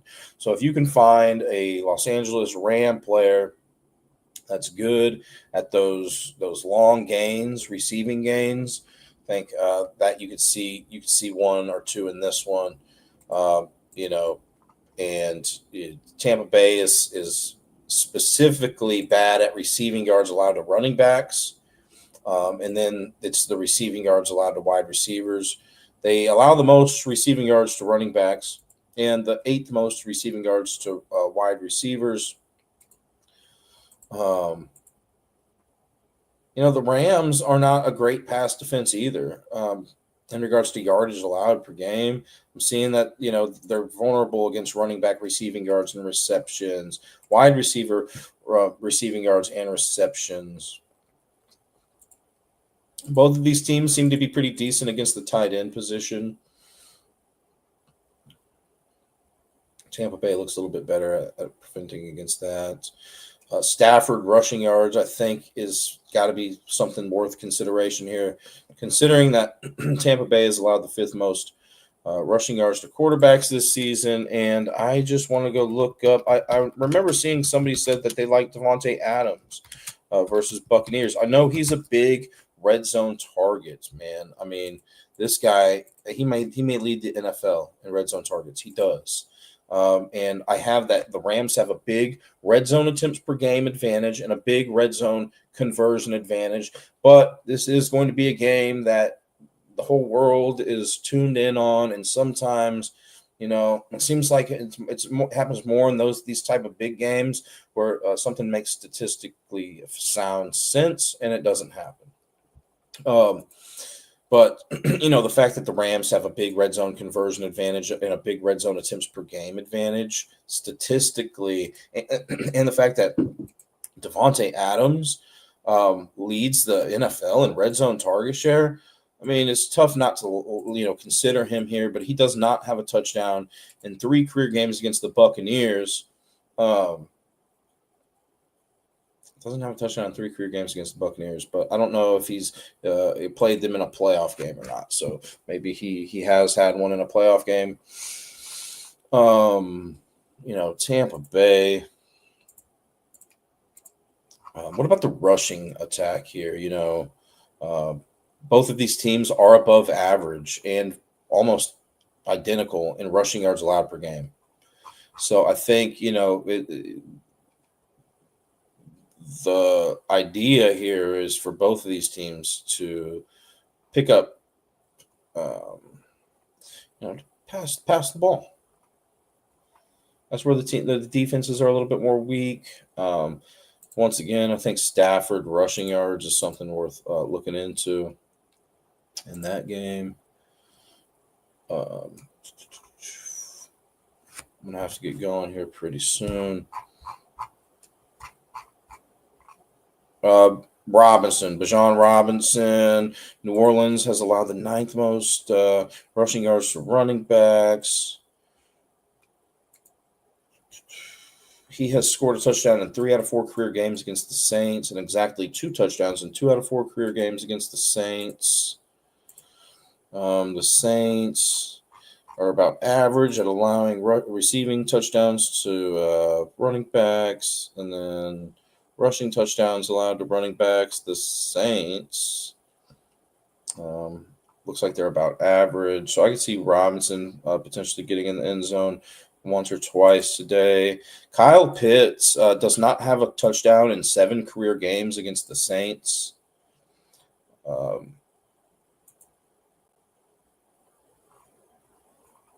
Robinson receiving. He's averaged more yards per catch on turf than grass in every season that he's played in, and this game is being played on turf. So if you like Robinson receiving yards, you got that working with you. He's had 3+ receptions in all 4 career games against the Saints, but the Saints have been good at defending against receiving yards and receptions allowed to running backs. So let's see. Oh, Kamara, if he plays, guys, he had a career high in receptions against Atlanta in 2018. He had 15 receptions in that game. So that's something that I'm going to be on the lookout a little bit more so than usual is when did some of these guys hit game highs in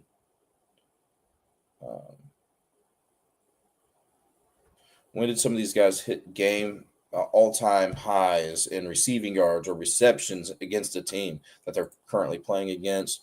Kamara is one of those guys. Once again, 15 receptions in a game. And the Falcons have allowed the 11th most receptions this season. Before making any decisions on that, I would maybe just look to see if that new quarterback Shuck for the Saints has tendencies for throwing to the running back position.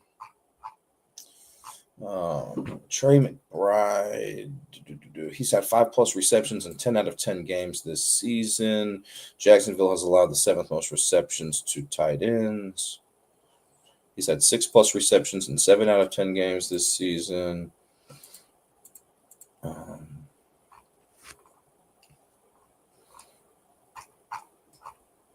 Trying to find some Ram stuff because I am going to have to let the other guys get on the show here.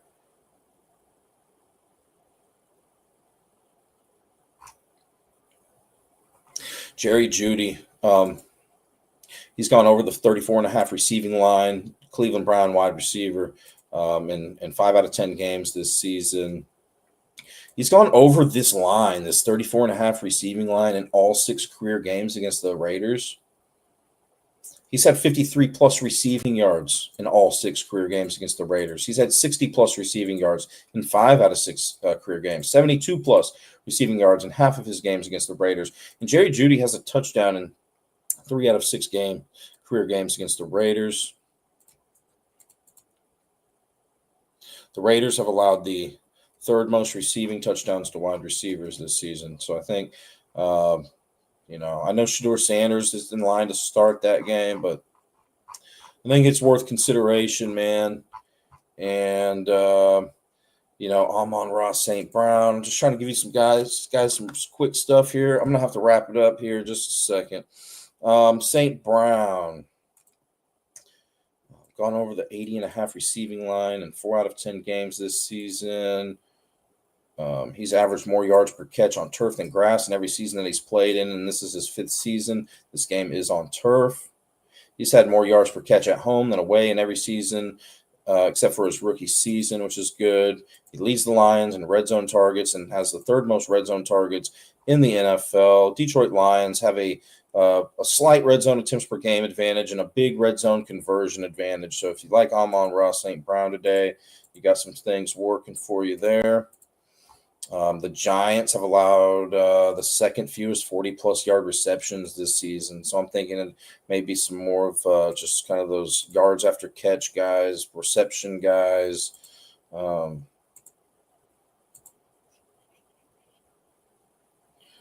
don't know. I can't see here if he's had any